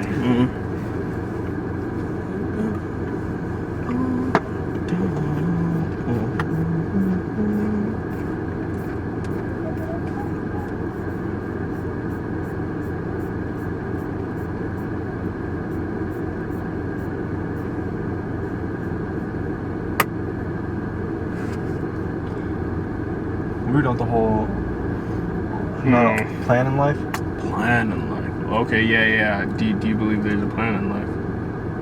Or everybody has a plan? But then we got through that. Like, no, because if one person can do that, anybody can do it. You're talking and then you give the jazz example, and then that's where we left off. Okay, yeah, the jazz example. And then we talk relationships, how like if you're not on the same level. Yeah. Okay. Some people could revere. Okay, they're not actually revering people as gods, but like. They view them, other people as higher. That's a good point. I can expand on that because I don't know what to say. Wait, let me just make sure that. No, let's not do that. No, how? No, it's not recording from where we left off. What's your first one?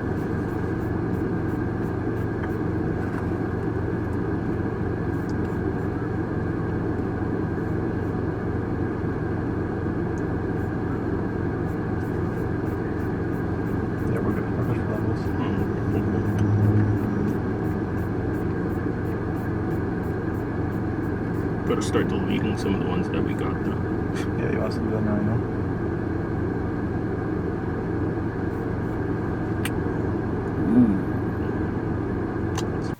Testing. Okay, we good? Yeah. Yo, why is it sunny now? Fucking. Anyways, all right, guys. Yeah, we're back. Yeah, we literally moved inside because a storm was supposed to be coming. But as I'm saying that, sun is literally shining down above us right now. But hey, this at least shows us that we can at least do a podcast from a car. This actually isn't a bad idea. I mean, like it's sound isolated. We have AC right now, and we made it work. Like we have like literally the computer in the center console. We have the interface and the camera up on the dash, and like it's low key like working out. It really is a vibe. I mean, like. I wish we could do this regularly with like if we had something for the computer like battery, because this is cozy, you know. This Honestly, is actually, nice. I would be down. We'll definitely figure something out after the Okay, after the podcast is done.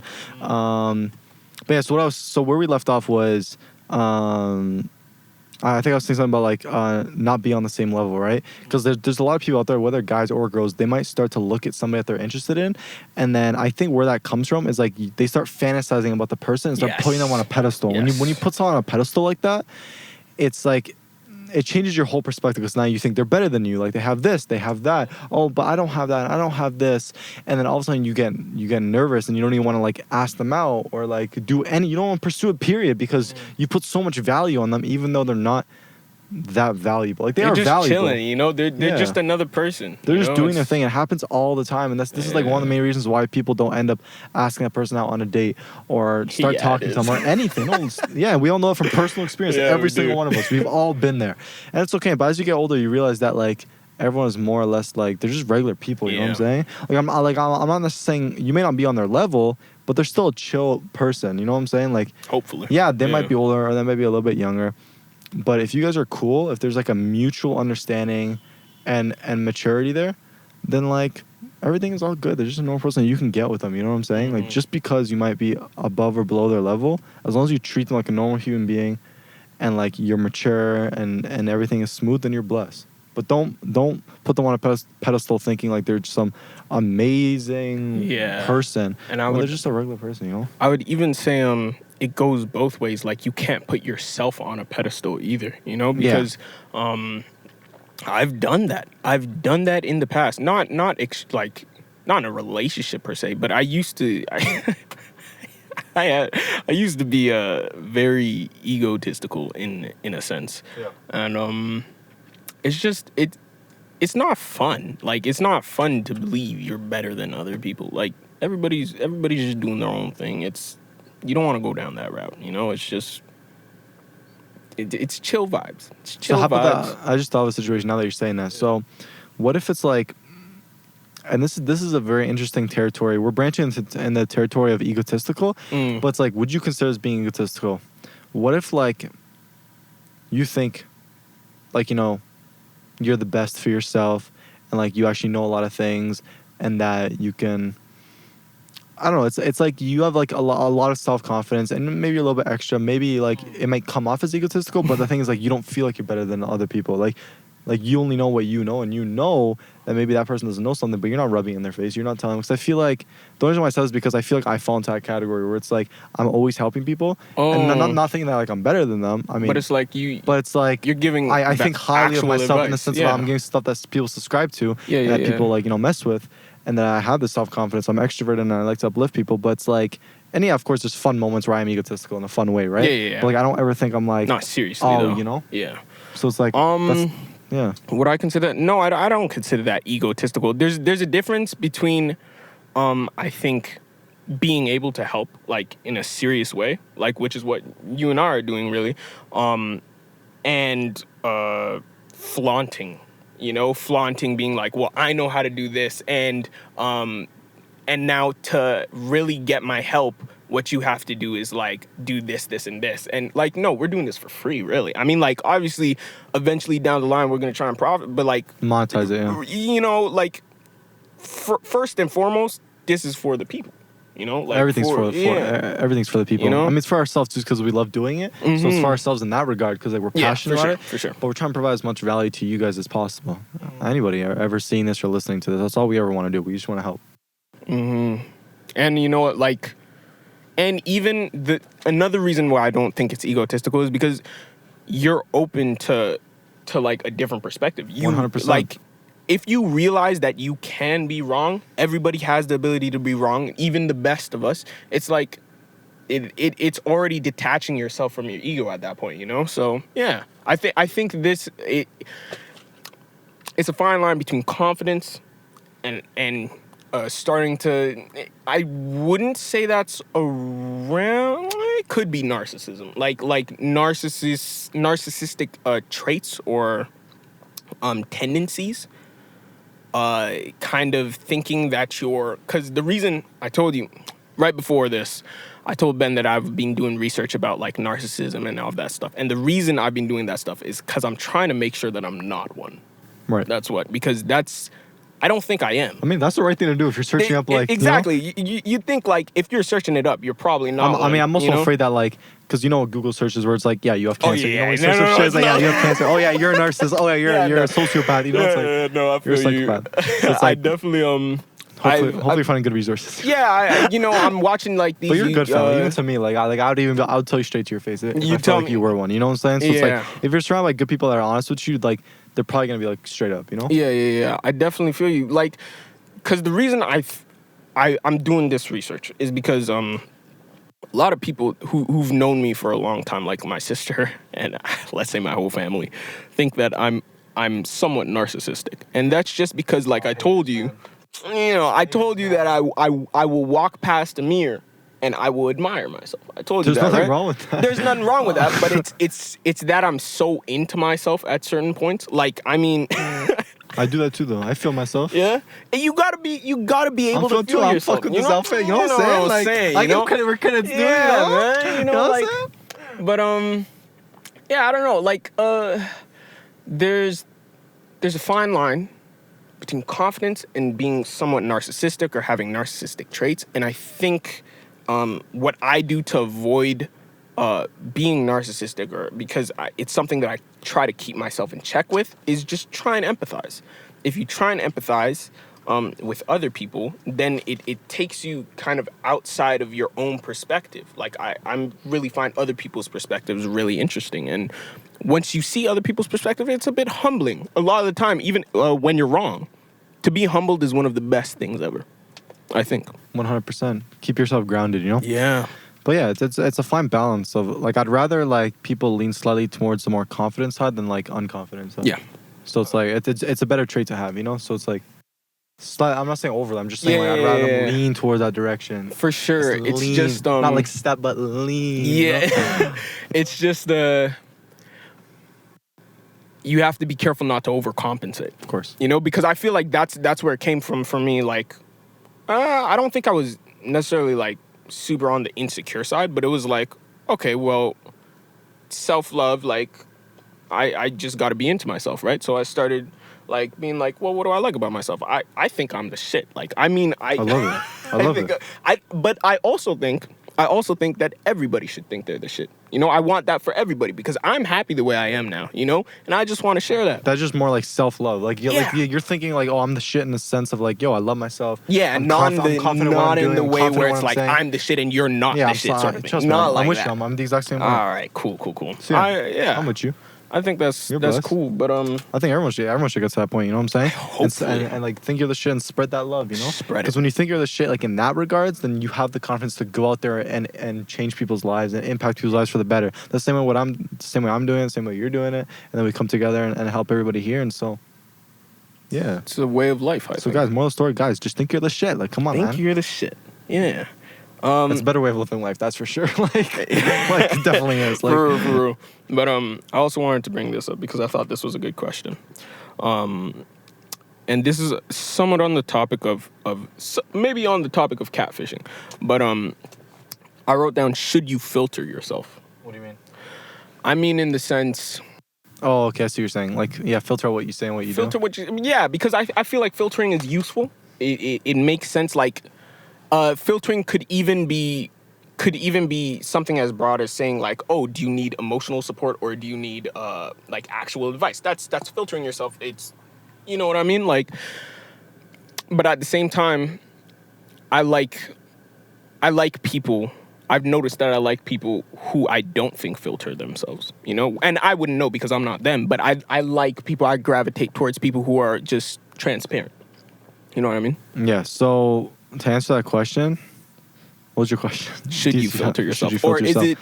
It's very circumstantial. It's circumstantial, okay. Circumstantial depending on the situation. I think, obviously, to random people, like, you may have...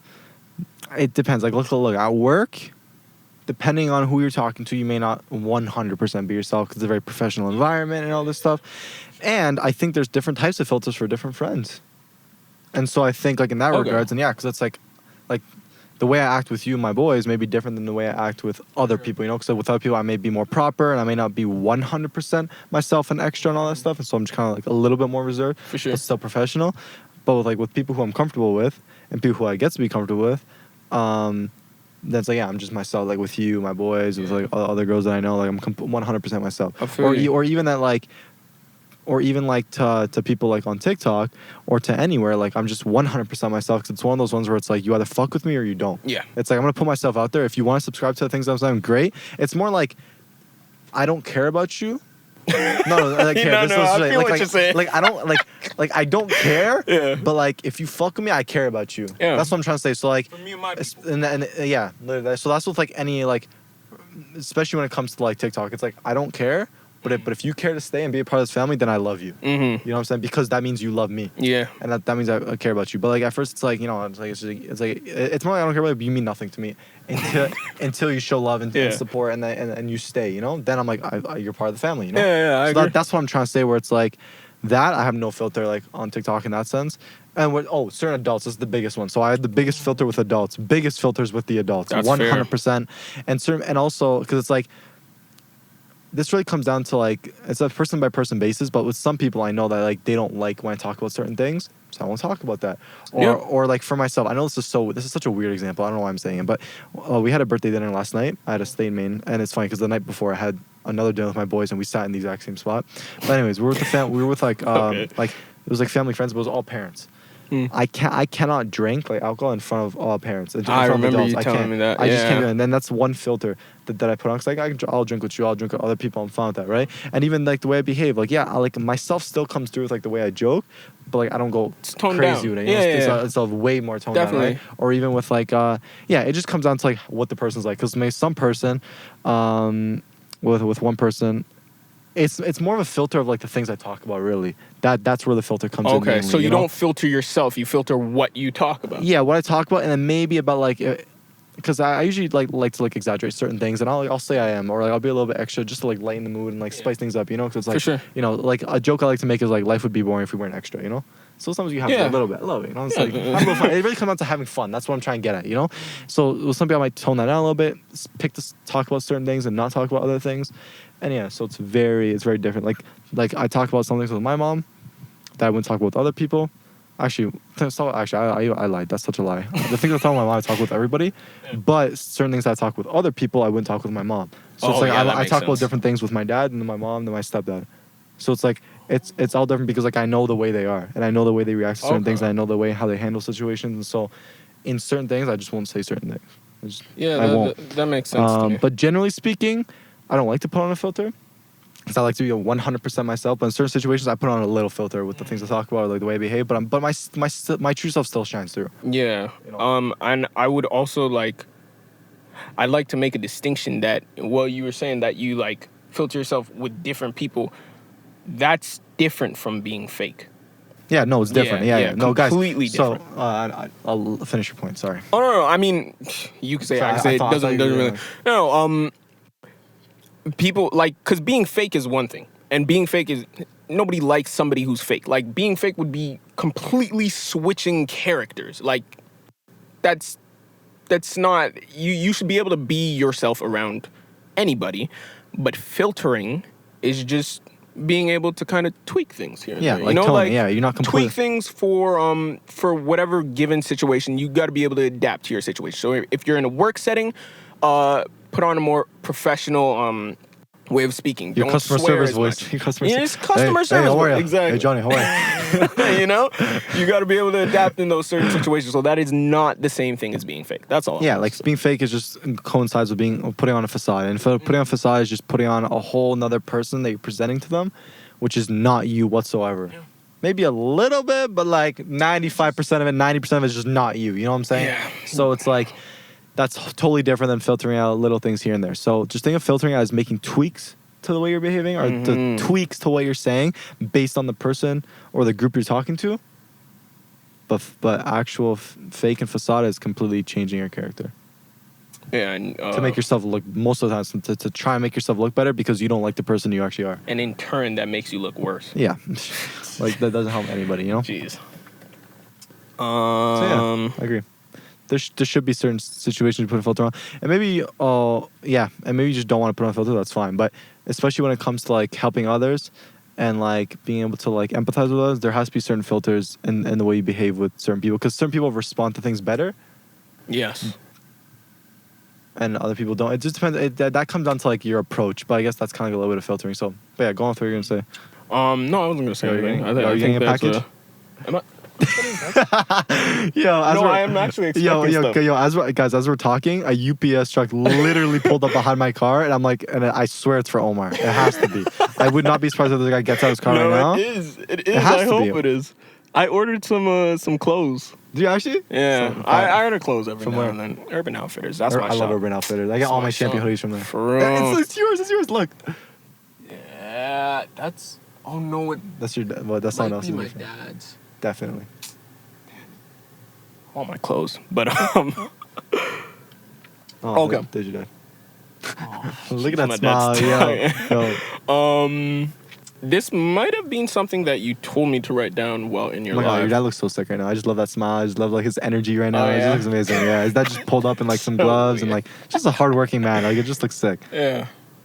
He's what a guy. He's been trying to keep himself busy because he just retired. Really? Yeah. I love that. I love it.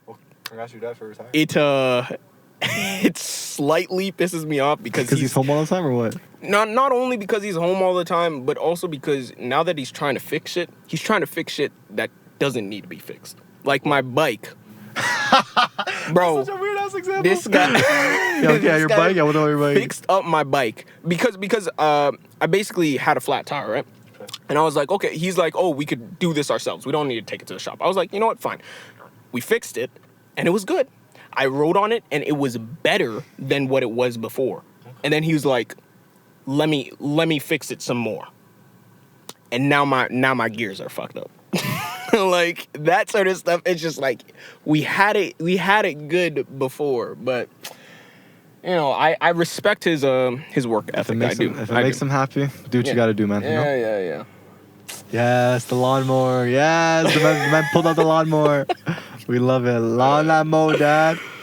It's not as loud as I thought it was. I thought more sound would bleed through into the car, but I'm telling you, the car's like the OG car is spot. really good. No, we meant to low-key shoot our podcast in here. Like, I'm down. I'll get like a mini tripod for the camera and like up a little bit. And we're really set. Look, I mean, because this is a vibe. This actually is a vibe. Yeah. You know what's so funny? I know a guy who knows a guy who knows. No, I'm kidding. But like one of my friend's ex actually makes music, and he actually records in his car. He recorded a song in his car. He was telling me, it was just like in the Benz. And it sounds good, eh? It was sound nice. Wow. It's because the acoustics in the car is amazing. Like it makes sense. There's like really no echo in here, and like this blocks up the sound well enough where it's like, I'm pleased. And so we might actually have to do this. I'm down. Like the more I think about it, the more I'm seeing how much this is working. Like guys, I wish you could see the setup. It looks kind of weird, but it works. Like we have like the interface like literally on the dashboard with the camera in the middle. We have like the computer where like the gear shifter / like the e-brake / where the console is like right in the middle, and it works. It works, and this is unprompted. Like this is unprepared, and it's working. So if we come back like the next podcast and we're actually like, oh yeah, can't forget that. You're good. If we come back, yeah, we're good. Oh, what a caring guy. Yeah. If we come back prepared, this will look a lot better. Oh, seriously, guys, like we literally just like threw this in the car because we thought it was gonna rain. We just came in here, set it up, and it worked. So can't complain. All right, next question. Okay, this is something that you wanted to talk about on the podcast. Age / maturity can affect relationships. Oh, yeah. Oh, we're heading it home. Something strong. Oh, first of all, wait. Before we get into it. Preference. Would you rather be older or younger in a relationship? I'm not gonna lie to you. Based on shit that I've seen and experienced, I'm gonna have to go with older. I'm gonna have to go older because of like experience and maturity. I'll get into that right now. So when I was younger, I'm 20 now, which is crazy. But like just like even like a few years ago, like in high school, probably like grade 9, 10, like I've always been attracted to people who are older. I just always have because it was like and it started when I was young too. Like I just like always wanted someone who was older, and I'm like, hey, whatever, you know. And then as I kind of grew up, I realized I'm like, okay, give people the opportunity who's your age and even younger. Because, like, at that time, because, like, when you're in, like, grade 9, grade 10, people younger than you are, like, young, like, literally young, right? And so I think that's where it stemmed from. Because, like, people younger than me were, like, literally, like, young. Like, I was already young, but imagine younger than that, And so that's where it stemmed from, me wanting to go, like, age up, wanting someone who's older. And so that's kind of where it stemmed from. So, well, what else was I going to say? So my mindset was go for someone older. But then it wasn't until, was that before? Yeah, because I remember. Here's a quick story. So, in our high school, we have this camp thing that we did every year, the second week of September. So, second week of school, like people, like all the grade 10s, go up to like this camp, and the grade 11 and 12s are like counselors and camp leaders and like program leaders and stuff. So that was super fun. Really great way for everybody to like make connections and for all the new students to like make new friends. It was honestly amazing. It was called Camp White Pine, and like I know other high schools had like camp like some other random camps. It's the same concept though. And I remember I ended up falling for this one girl who was a year older than me, and she was one of my counselors. So I was a camper. I was in grade 10. She was in grade 11. We connected. She was super amazing. And she was a year older, and she was like she was so mature, right, for her age. She was such a nice person. And that's actually a person I regret not ending up dating, because like I was so immature that like I didn't end up making a move or doing anything about it. And it kind of sucks because we clicked that week, man. We were so close, but it is what it is now.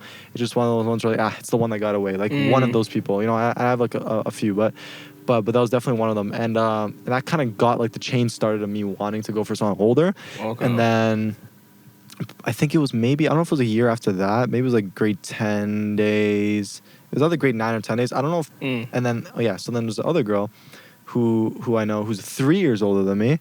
And we always kind of had this connection, even when I was younger. Like, even like, because I've known her for like probably like 7-8 years. Okay. And every time we chilled, we had this bond. Like, I always knew I liked her low key. Like, it was just one of those ones where it's like I knew I liked her low key, but when like no one ever said anything because we were like young. Like, I was probably like 15, and she was probably like 6, 7, 8, like 18 at the time. And it just never, we kind of kept it, like, didn't say anything. But then every time I saw her, it would always be such a good vibes, and we clicked.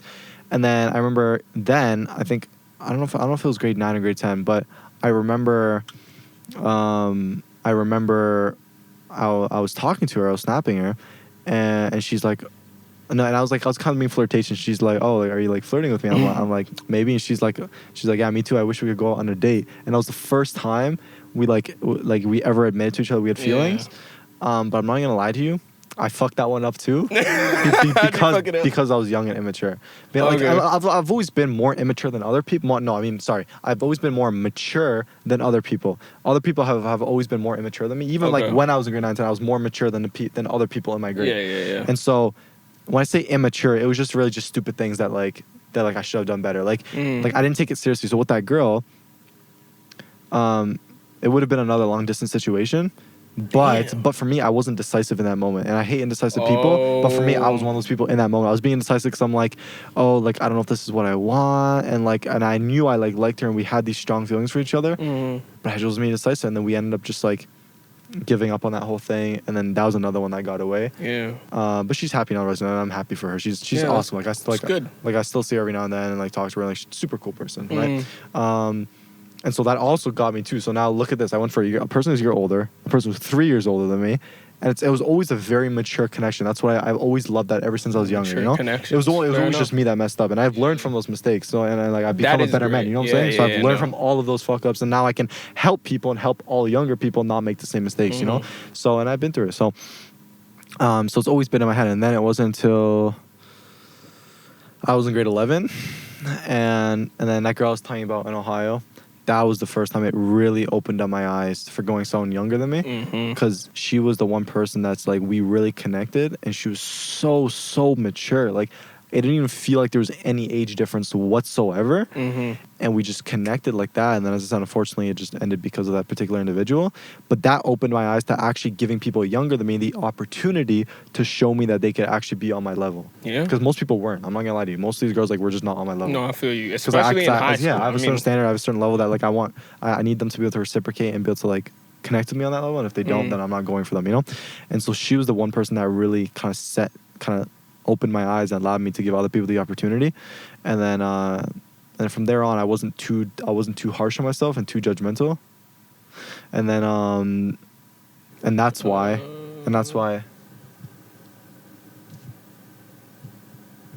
guys, there's literally one of these neighbors who like lives next to Omar, and he just walked up to our car, and he's just like looking at us. Yo, guys, I swear to you, he was sitting down on the curb. He spoke to Omar's dad for a second, and he was walking directly to the car. I'm like, what is this guy doing? And he comes up right to the window. He like puts a thumbs up, and we don't even know this guy. And we're like, yeah. And he like looks in the car to like check the setup, and the car's unlocked too. And they open the door.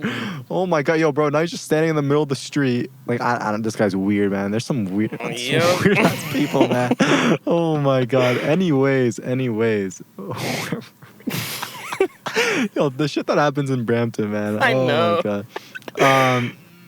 So yeah, as we were saying, so that opened my eyes, and then it was like early last year I got into my relationship, and then my ex was 3 years younger than me. But it was weird because that was a weird situation because like at first she actually did feel like she was on my level. She did. And like she looked a lot older too. If you saw her, like you'd think that she was like our age. Right? Everybody did, right? And so that definitely fooled me into because like she looked more mature. And because like at the beginning I thought she was, right? And then obviously as the relationship digressed, I realized that like because of her age, there's a lot of like she was very like more immature. Yeah. And that fueled a lot of different insecurities and just all this extra stuff. And so that kind of like, I'm not gonna lie to you, that kind of scarred me a little bit. Really? A little bit in the sense of like now I'm like a lot more cautious of people that are younger than me. Like I'm way more like I'll still give the opportunity, but I'm way more cautious. I'm not gonna blindly go into it like that I did with my ex. If you see something, you're gonna be like, younger, okay, noted. Yeah, and so with someone younger, now I'm gonna like really do my due diligence and make sure that like they're on my level, you know. And so because of that, now I'd rather like age up. It's funny because at the restaurant last night, one of our family friends, like literally my mom's best friend, they have a daughter who's like 24. She's super old. I'm literally like her little brother, and she's like my older sister, you know? Cool. At one point, she whispers to me, so she's sitting next to me, she's like, man, do you have a girlfriend? And I'm like, because she knew I broke up with my ex, and I'm like, no.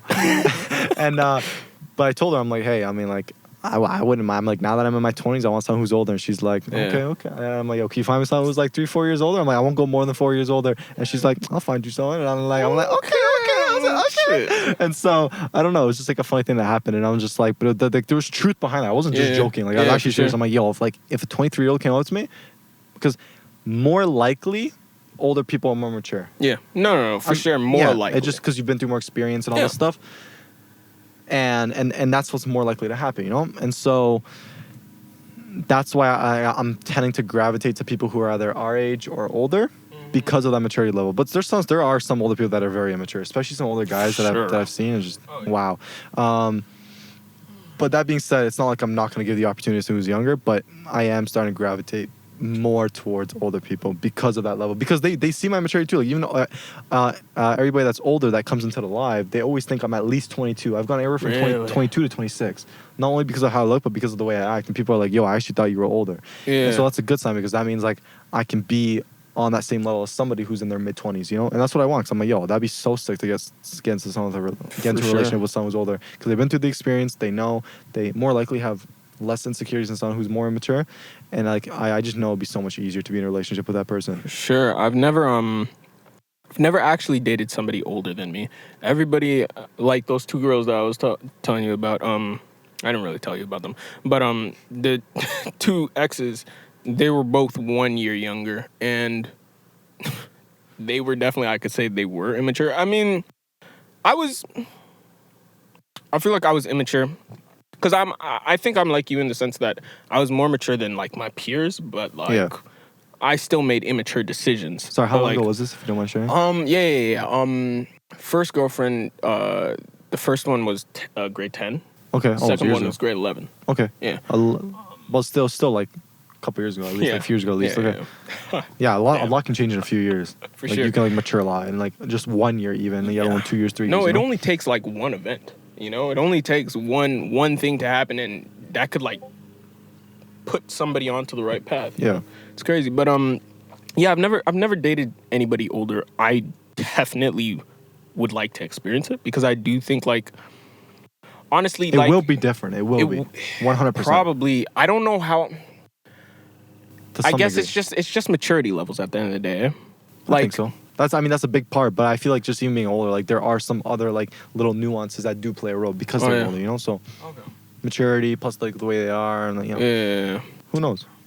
That would be very interesting. That would be very interesting. I would want to see, like, just see how I would, because in that I'd be the younger one, you know, Right? like I'd go into. But you have to be ready for it. You know what I'm saying? Because like we both are mature. I can tell that we're on the same level, and we like we fuck with each other like that. So I feel like we could definitely like be with someone who's older. You know what I'm saying? Yeah, I feel like as long as they're chill, they respect me, I respect them. Everything's like a mutual vibe. And that's what it would be if they're going for you. You know what I'm saying? Yeah, like they can I see know. you're a good guy, you're mature, and that you have like a lot more potential. Like we're already mature, but like we're gonna become great men. So it's like yeah, I don't know. I kind of want my next partner to be older. Maybe I'm not okay. I think I want my next one. Guys, I'm not saying I'm gonna shut out anyone who's like our age or younger. For anybody that's watching this, but like. It would be very curious. I really kind of want to get that experience under my belt and just see what that's like, and who knows what that might turn into. But that would be very, very interesting. I kind of want both of us to experience that. Yeah. So I want you to go through it too. I do want to go through that. I don't know what this guy's doing, bro. Brampton drivers. I'm telling you. Bro, what are people doing? Guys, I'm so sorry. Brampton is notorious for some next ass people and drivers. Right now, I was looking straight, and all of a sudden, and it was probably like I don't know, probably like. I don't know, man. Like, all of a sudden, I just see a car in front of us, just stops, and just starts reversing down the entire street. In the middle of the road. In the middle street, and it just passes by. I was like, bro, what are people doing? Like, you could have just made a 3-point turn. You could have turned to the street and turned around. The man dead-ass reversed down this entire street. Like, what? Yeah, you're saying? Surprisingly not even that loud. It's not that loud, but that did remind me, just a quick side story. Yeah. I used to, for a very short time, I worked with these people called property stars, and basically what they did, they were like lawn aerators. They punch holes in your soil, right? Yeah. And I ended up going to this. It was a terrible day. I only worked one day. it was a terrible day. I'm telling you. But they taught us how to work the machines, and I was like, okay, I could do this. So I went around. I went to these people's houses, and I was like, okay, yeah. Like, let me do your lawn, basically. And they're like, okay, yeah, cool. Yeah. Okay. I was working for them, right? Yeah. And I ended up, like, I put it on high speed, like the high speed. Well, why? And I let it, because I was just like, all right, I'm just going on my mosey way. Bro, I ended up scratching the dude's car. I ended up, and he didn't see it. So, of course, I didn't say it. Yeah, I'm not saying that. I'm not getting sued. I'm not paying for shit. Bro, that's not it, though.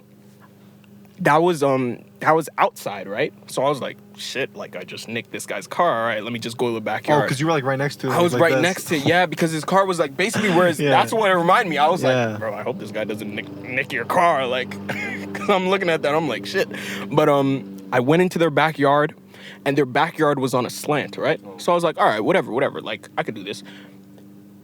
And bro, I ran over their sprinkler, and it broke. It broke. I ran over it like 2 or 3 times. Did it start like spewing? No, it didn't do shit. But I was just like, yo. Oh, do you sit in it? It's kind of like a lawnmower thing? Yeah. No, you don't sit in it. You kind of just, you hold it. It's like a lawnmower. Oh, okay. Really. You don't actually sit. let it. I was like one of those like sitting lawnmower things. Just go, you know.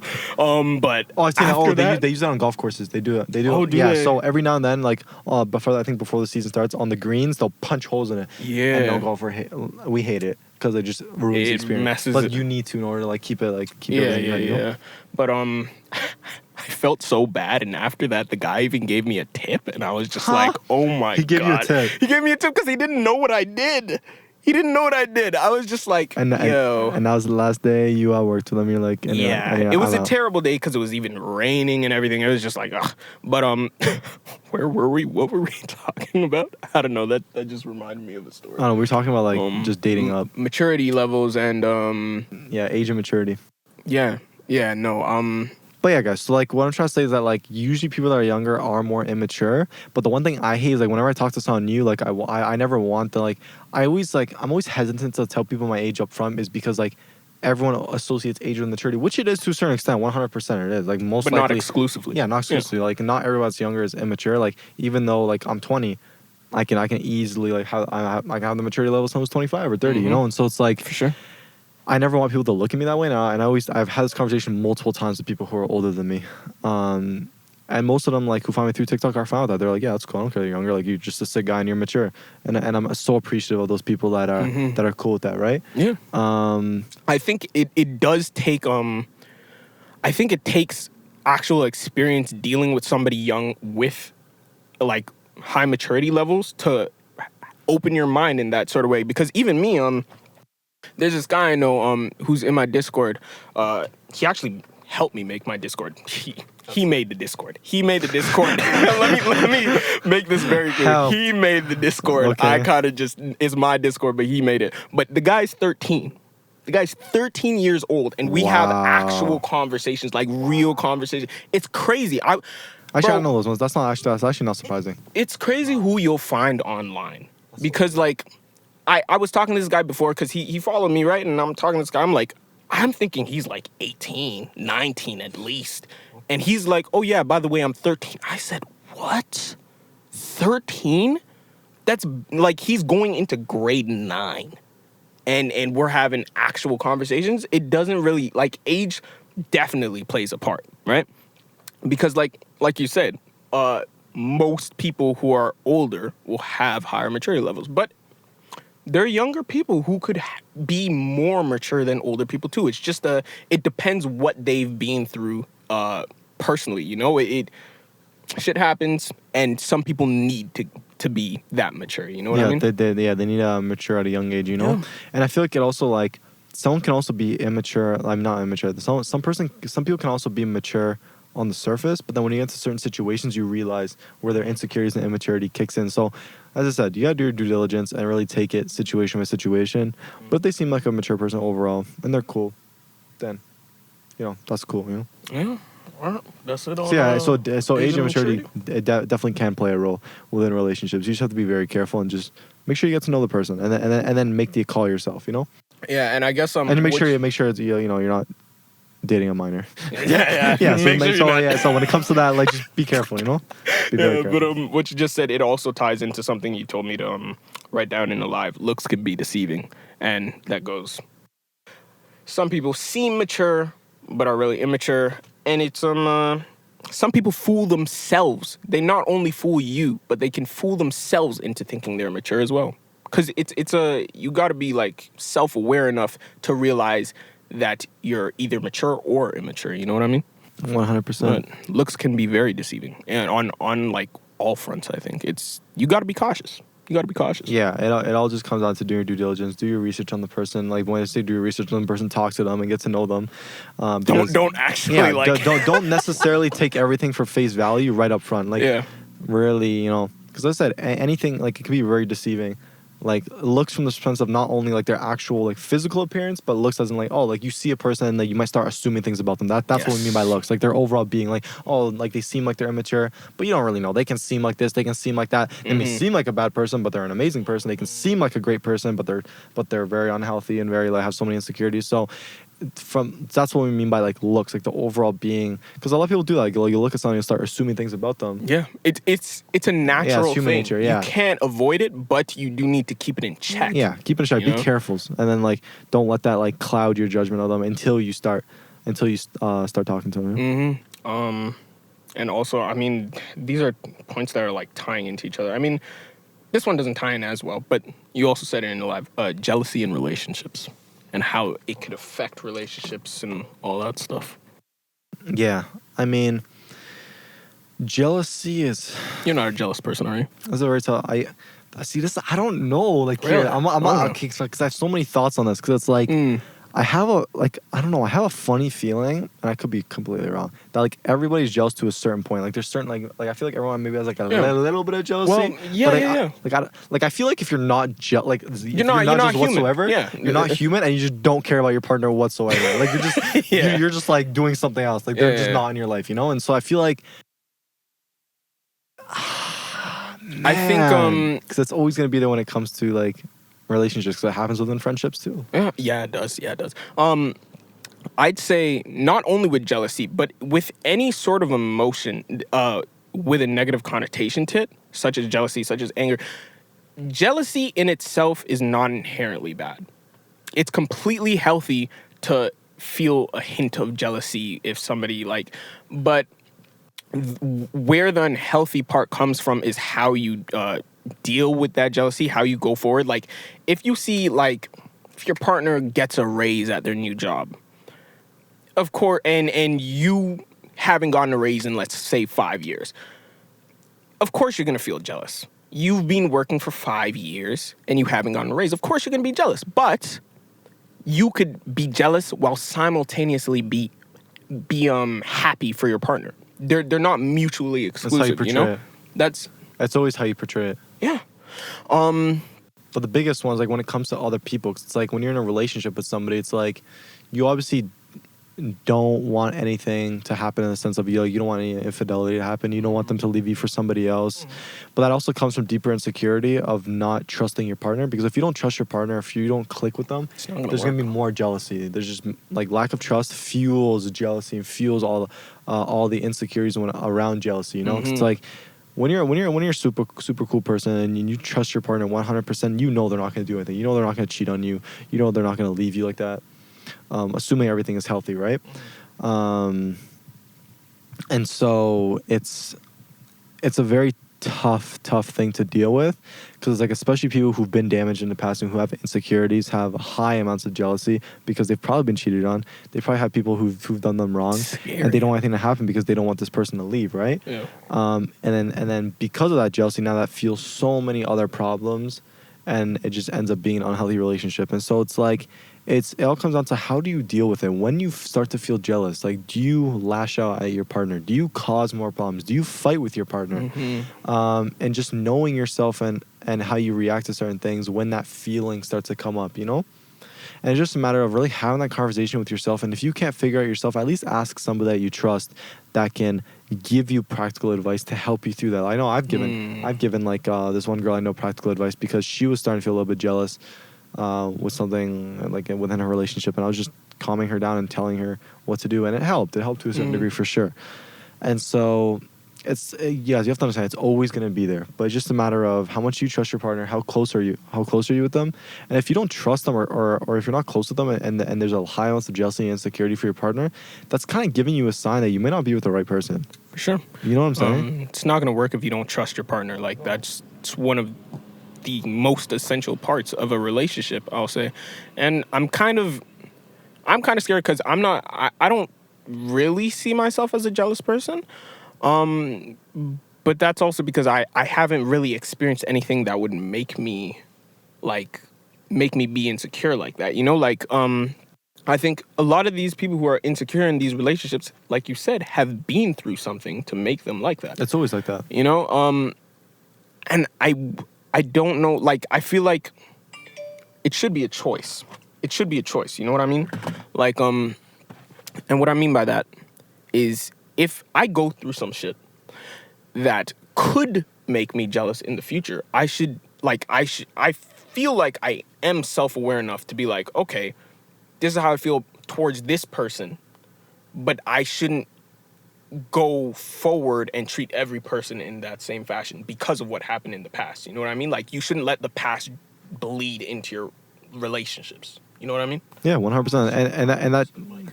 And that just comes down to like keeping your past in the past. You know what I'm saying? Like, I understand you can maybe be more cautious, but you have to treat everybody like a new person. You know what I'm saying? Like, and let them prove you wrong. You know what I'm saying? Like treat them like in the sense of guys, I'm sorry. That guy came out to the window. It's like just came back, but he's good now. But yeah, treat everyone like they're a good person unless they give you a reason not to. Like, unless you see that promiscuous traits or narcissistic traits or whatever traits that you may start to see, then you can go about that situation and figure out what you're trying to do. But you know, you don't want to put all of that insecurities and things that happened to you in your past onto the new partner, which a lot of people do. They put their baggage onto a new partner. Yeah. Because, like, what do you think that's going to fuel an unhealthy relationship? Like, it's like nothing good is going to come out of that. You're only doing yourself and your partner a disservice. For real. And then all that breeds jealousy, because now any person they talk to, you're jealous. You know, it's like, you know, they're not spending time with you, you're jealous. You know, they talk to any girls just for the sake of, like, because, like, they're out in public or at work. Now you get jealous because of that. You know, it's like jealousy is like there's levels of jealousy. And it's just a matter of how much of that jealousy is there, you know? And I'd also say there's something I was gonna say before my dad came, on jealousy. Oh no. There was something that you said before. If we're done with jealousy, we can move on. I'm to okay this with one. that. But yeah, guys. So like, it really just comes down to like, how do you deal with the what? Anyways, when jealousy does arrive, when you do feel that feeling of jealousy, how do you deal with it? Is the most important part. And it's just a matter of like approaching your partner in a very non-confrontational way, as we mentioned before, about what you're feeling and those feelings of jealousy, because like you want to bring it up with your partner, because maybe you're just overthinking, or maybe you're self-conscious, or maybe you're just whatever, right? And that's what's fueling the jealousy. So bring it up to your partner, have a good conversation, and if they reassure you that everything's okay, like you just have to know that everything's gonna be okay. Because if you keep being jealous, it's, as I said, it's not gonna feel anything good. And it might get to the point where that trait is only inhibiting the flourishing of your guys' relationship, and you might actually get to the point where you push your partner away because of it. Yeah, I mean, if you can't trust them when they say like, this is nothing, we're fine, our relationship will be fine, we can. If you can't trust them when they say that, then you need work. You know, you need to work on yourself and Like, that's and a you your problem. own. Yeah, exactly. That has nothing to do with them, because. Like you should be. I feel like you should be able to speak with the other gender. Like shit. Like I'm not really too much of a controlling person in that sense. So yeah, like when I get a girl, like she could do whatever she wants, and I expect that same treatment, like both ways. I'm not gonna be entertaining females, but I want the freedom to, like, not entertain in that way. I mean, like, I get it. You know what I'm saying? Yeah, like you're not gonna do anything to jeopardize the relationship, Exactly. obviously, because you love your partner. Yeah. But Yeah, we those, can move on to something else. Yeah. Yeah, But that pretty much sums it up. what you said, I forget what you said, but it reminded me of, do you think respect and trust should be earned or given? How did I know you were gonna say this? As Yeah, soon man. as you said it. Yeah, man. Earned or given?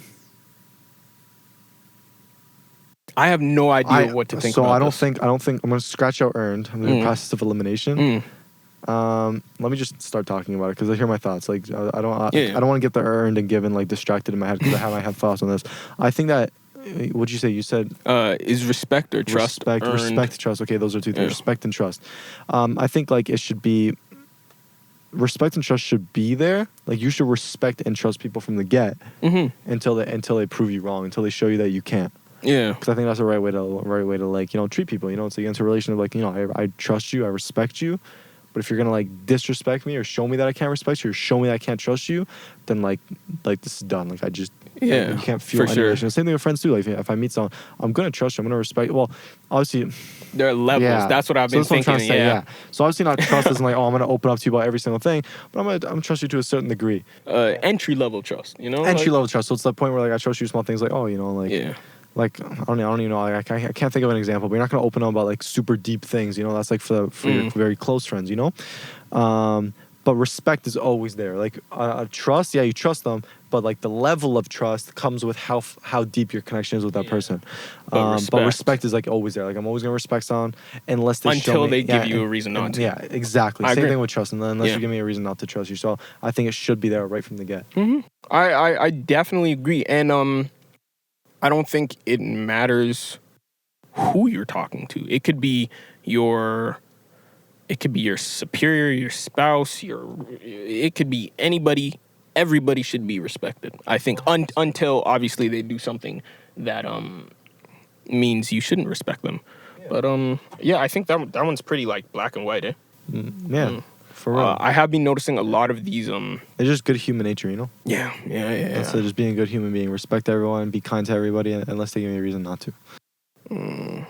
Let's see. Oh, okay.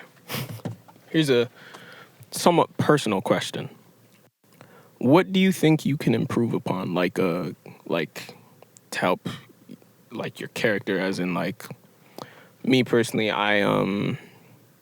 I'm trying to open up more. I'm trying to be more, like we talked about. I'm trying to let more people into my like extended circles. Trying to open up because I'm introverted. What do you think you can do? And I appreciate you doing that. I mean, that's an amazing thing. I'm glad that you were able to let me into your life because it's cause look, we have an amazing friendship, and so I'm glad you're working towards that. But also be careful, you know. Like, yeah, of course. I know you're very cautious, and so that's one thing that's good about you.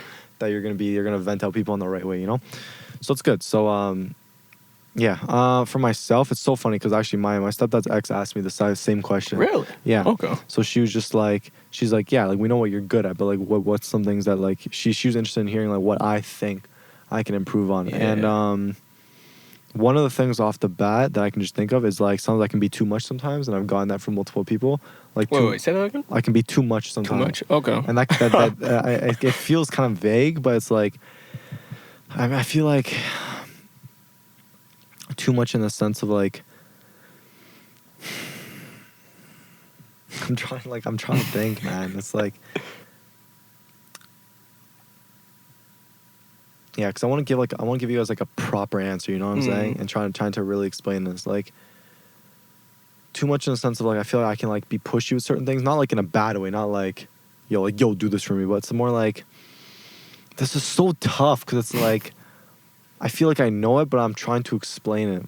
It's hard to get your thoughts out. It's almost like I like some of that branch into the territory of being too extroverted. Like I don't know if that even makes sense. No, like, I was thinking about extroverting because it makes sense. I mean, me as an introvert, I'm trying to open up more. But you as an extrovert, you're saying that you could be too much. So I'm thinking like, are you talking about too much as in like too much energy sometimes? Do you like, are you too outgoing sometimes? Would like...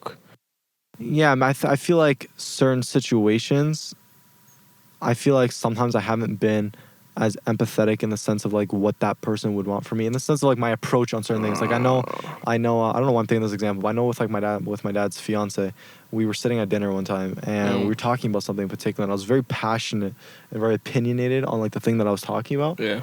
And I was pushing her to be like, yeah, but why don't you like this? Like why is your perspective like why this, why that? Because I was so curious. I want to know like. But she's not that type of person to have that type of conversation. And I realized that, like, I just can never talk to her about that type of stuff again. And that's why I just stopped. And so that came to filtering. So, like, that's one filter, for example, with her. Sure. I just don't. And so, like, too much, and, like, that's one example of me being too much. Is just me, like, yo, like, talk to me. Like, you know? And maybe sometimes, like, I know with my ex, sometimes, like, we were holding onto each other too tight in the sense of like yo, like I always want her like talk to me in the moment, like yo fam, like I know we're going through, like talk to me, like what is it, as opposed to giving her space to cool down. I want to figure it out in that moment, and I was pushing to figure it out because that's the only way we would do it, you know. So I guess that could be something of me like wanting to, like, I was very adamant about doing certain things, you know. What else? Do you think you've gotten better at that since? I think so. Yeah. Yeah. I think I'm definitely more aware of it. I guess that's and one that's thing. the first Just step. Too much of nothing being else. That's one example. I feel like there's like more examples to me being too much. No, this is a question that, like, if you're put on the spot, I guarantee you, bro, you're gonna like go home and think of something and be like, damn, I should have said that. Maybe, but like to be honest, I don't even know if I will. It's just one of those ones, yeah. Like I don't know. It's like I feel like that's definitely something where like just being borderline too extrovert at times. But it's like I'd rather have that than being like the other way around. Yeah, fair enough. I mean, I don't agree with you there. I'd rather be more introverted. I get it. No, 100%.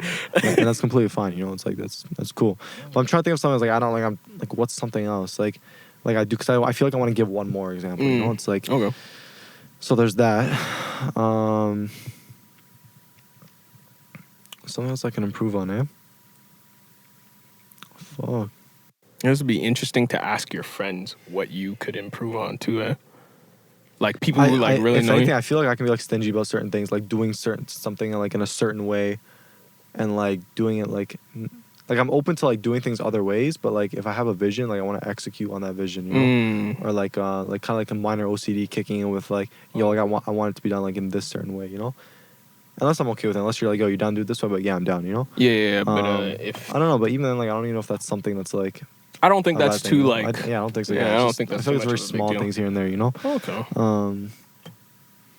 Yeah, I don't even know, to be honest. So I might come up with something later, we'll see, but it just, yeah. All right. Next. I like to think overall I'm a good person. Yeah, I like. I'm well-rounded, you know. It's always weird to like think about to try and like get into what are my vices. Remember? Yeah. Especially if you're a well-rounded person, because it's like you have to really find something. And I like to think I'm a well-rounded person. And it's like you don't want to be like, well, obviously there's something that I can improve. There's always something you could improve on, but it's like when you be treating people with respect and like you're generally good vibes. It's like you know, so it's tough. Let's see. Yeah, you know. But okay. How do you feel about comparing yourself to others? I could expand if... Sure. Okay. I mean, in the sense of, like, comparing yourself to other people's lives, to what other people have, what other people can do. And I said, I wrote good/bad because, to a certain extent, I think comparing yourself as maybe a slight motivator, because that shouldn't be your only motivation, like seeing what other people have and saying, oh, I want that. That should be a slight motivator, if anything, because I feel like anything you want should come from within or as like an inspiration. I feel like that's like a different category. But it could also be bad because obviously if you're comparing yourself to what other people have, it's like you're going to obviously be focusing on what you don't have. And I feel like it's good to focus on what you do, what you can do, what you do have, you know, that sort of stuff. So what are your thoughts? I feel like generally speaking, you shouldn't compare yourself, period, because it just distracts you from what you're actually trying to do with your own life in the sense of like what you're trying to accomplish, how you want to form your personality, and all that good stuff, because usually people compare themselves in a negative way, like, oh, that person, just because that person looks different and looks attractive in their eyes, like, oh, I'm ugly now compared to that person, or wow, that person is getting, like, they're getting promoted and they're working up the corporate ladder, wow, I'm a failure. Usually, for what I think of it like in a negative context, or like how I feel like most people would compare themselves in a negative context. But assuming you're not doing it in a negative way, you're just comparing in the sense of like, okay, like this person is doing a similar job than I am, but they're putting in more work, and that's what's happening.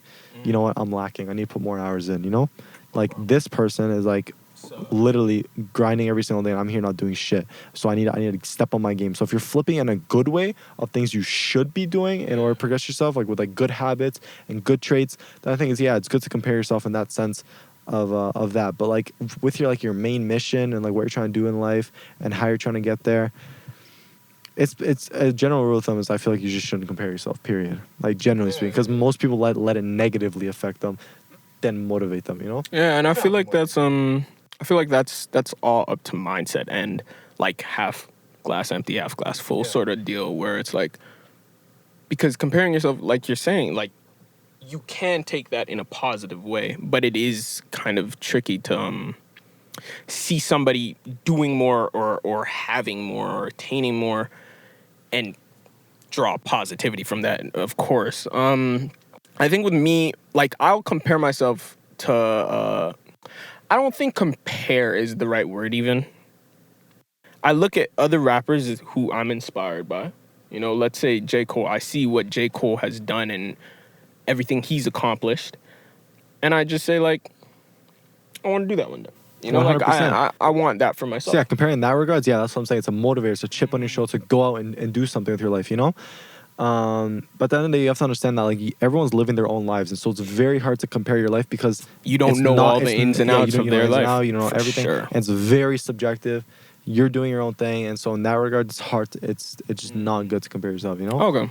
But make sure you're doing all the right things to progress yourself in the right direction, to becoming the best version of yourself, to reaching your goals, careers, and being happy. So as long as you know that, as long as you know enough to get you there and just head in the right direction, then yeah, don't compare yourself. Just do what you gotta do to be successful. Okay. I see what you're saying. I did... I don't want to even talk about that. Let's see. What else do I have? Okay, well, good thing is the card's full, so I can just switch out to the other one. Oh, cool. Alrighty, y'all, my bad. So at this point in the video, it probably just skipped right to the outro, and that's because literally the computer that we were recording the audio on just died on us. And I didn't even realize it until like the last like probably minute of us recording. And so we decided to scrap the whole thing because my second battery of my camera literally is running out of juice. The first SD card is out, but we have another one, so it's not really that big of a problem. But still, both batteries are practically dead. The computer was practically dead.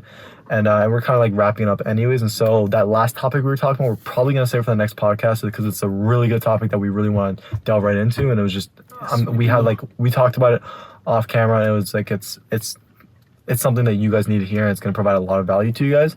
And so I just want to say we really do appreciate you guys coming along this amazing journey, this amazing podcast, because we know these podcasts are long, but you know, they're meant to be long. It's a podcast, you know, and like I was telling Omar off screen that like I hate 1 hour podcasts because it's just not enough to get in all the things you want to say. Because look at us, like this will probably be at least 2 hours long, and we're talking about so many amazing things, so many impactful things that you guys can take away from, a lot of value provided, and that's all we want to do. You know, we want to help you guys, provide value to you guys, and if we did that, we did our jobs, and that's all that matters. And so we love you guys so much. I don't know if you have any last messages or anything. No, I mean, I'm happy to be here. Hey, and I'm happy to have you as always. Hey, listen, as I said, I always say this, but this isn't the last time you're gonna see Omar now. Omar's like, yo, he's practically my brother now, you know? We're gonna be doing a lot more podcasts together. I mean, you guys are definitely gonna see other people, but who knows, maybe the next podcast or next episode will be with Omar again. So we'll talk through it. I hope you guys enjoyed it. If you guys want to follow us, you can follow Omar on TikTok at callme.gaskin. Call me, literally call me, like you're calling someone. Callme.gaskin, GASKN. Post a lot of anime stuff, so definitely go hit him up. He's been going live on Twitch and on TikTok, so go check that out. If you want to follow me, you can follow me on TikTok at .soko_, so .SOKO_. If you want to follow me on Snapchat and Instagram, you can find it at soko.chats.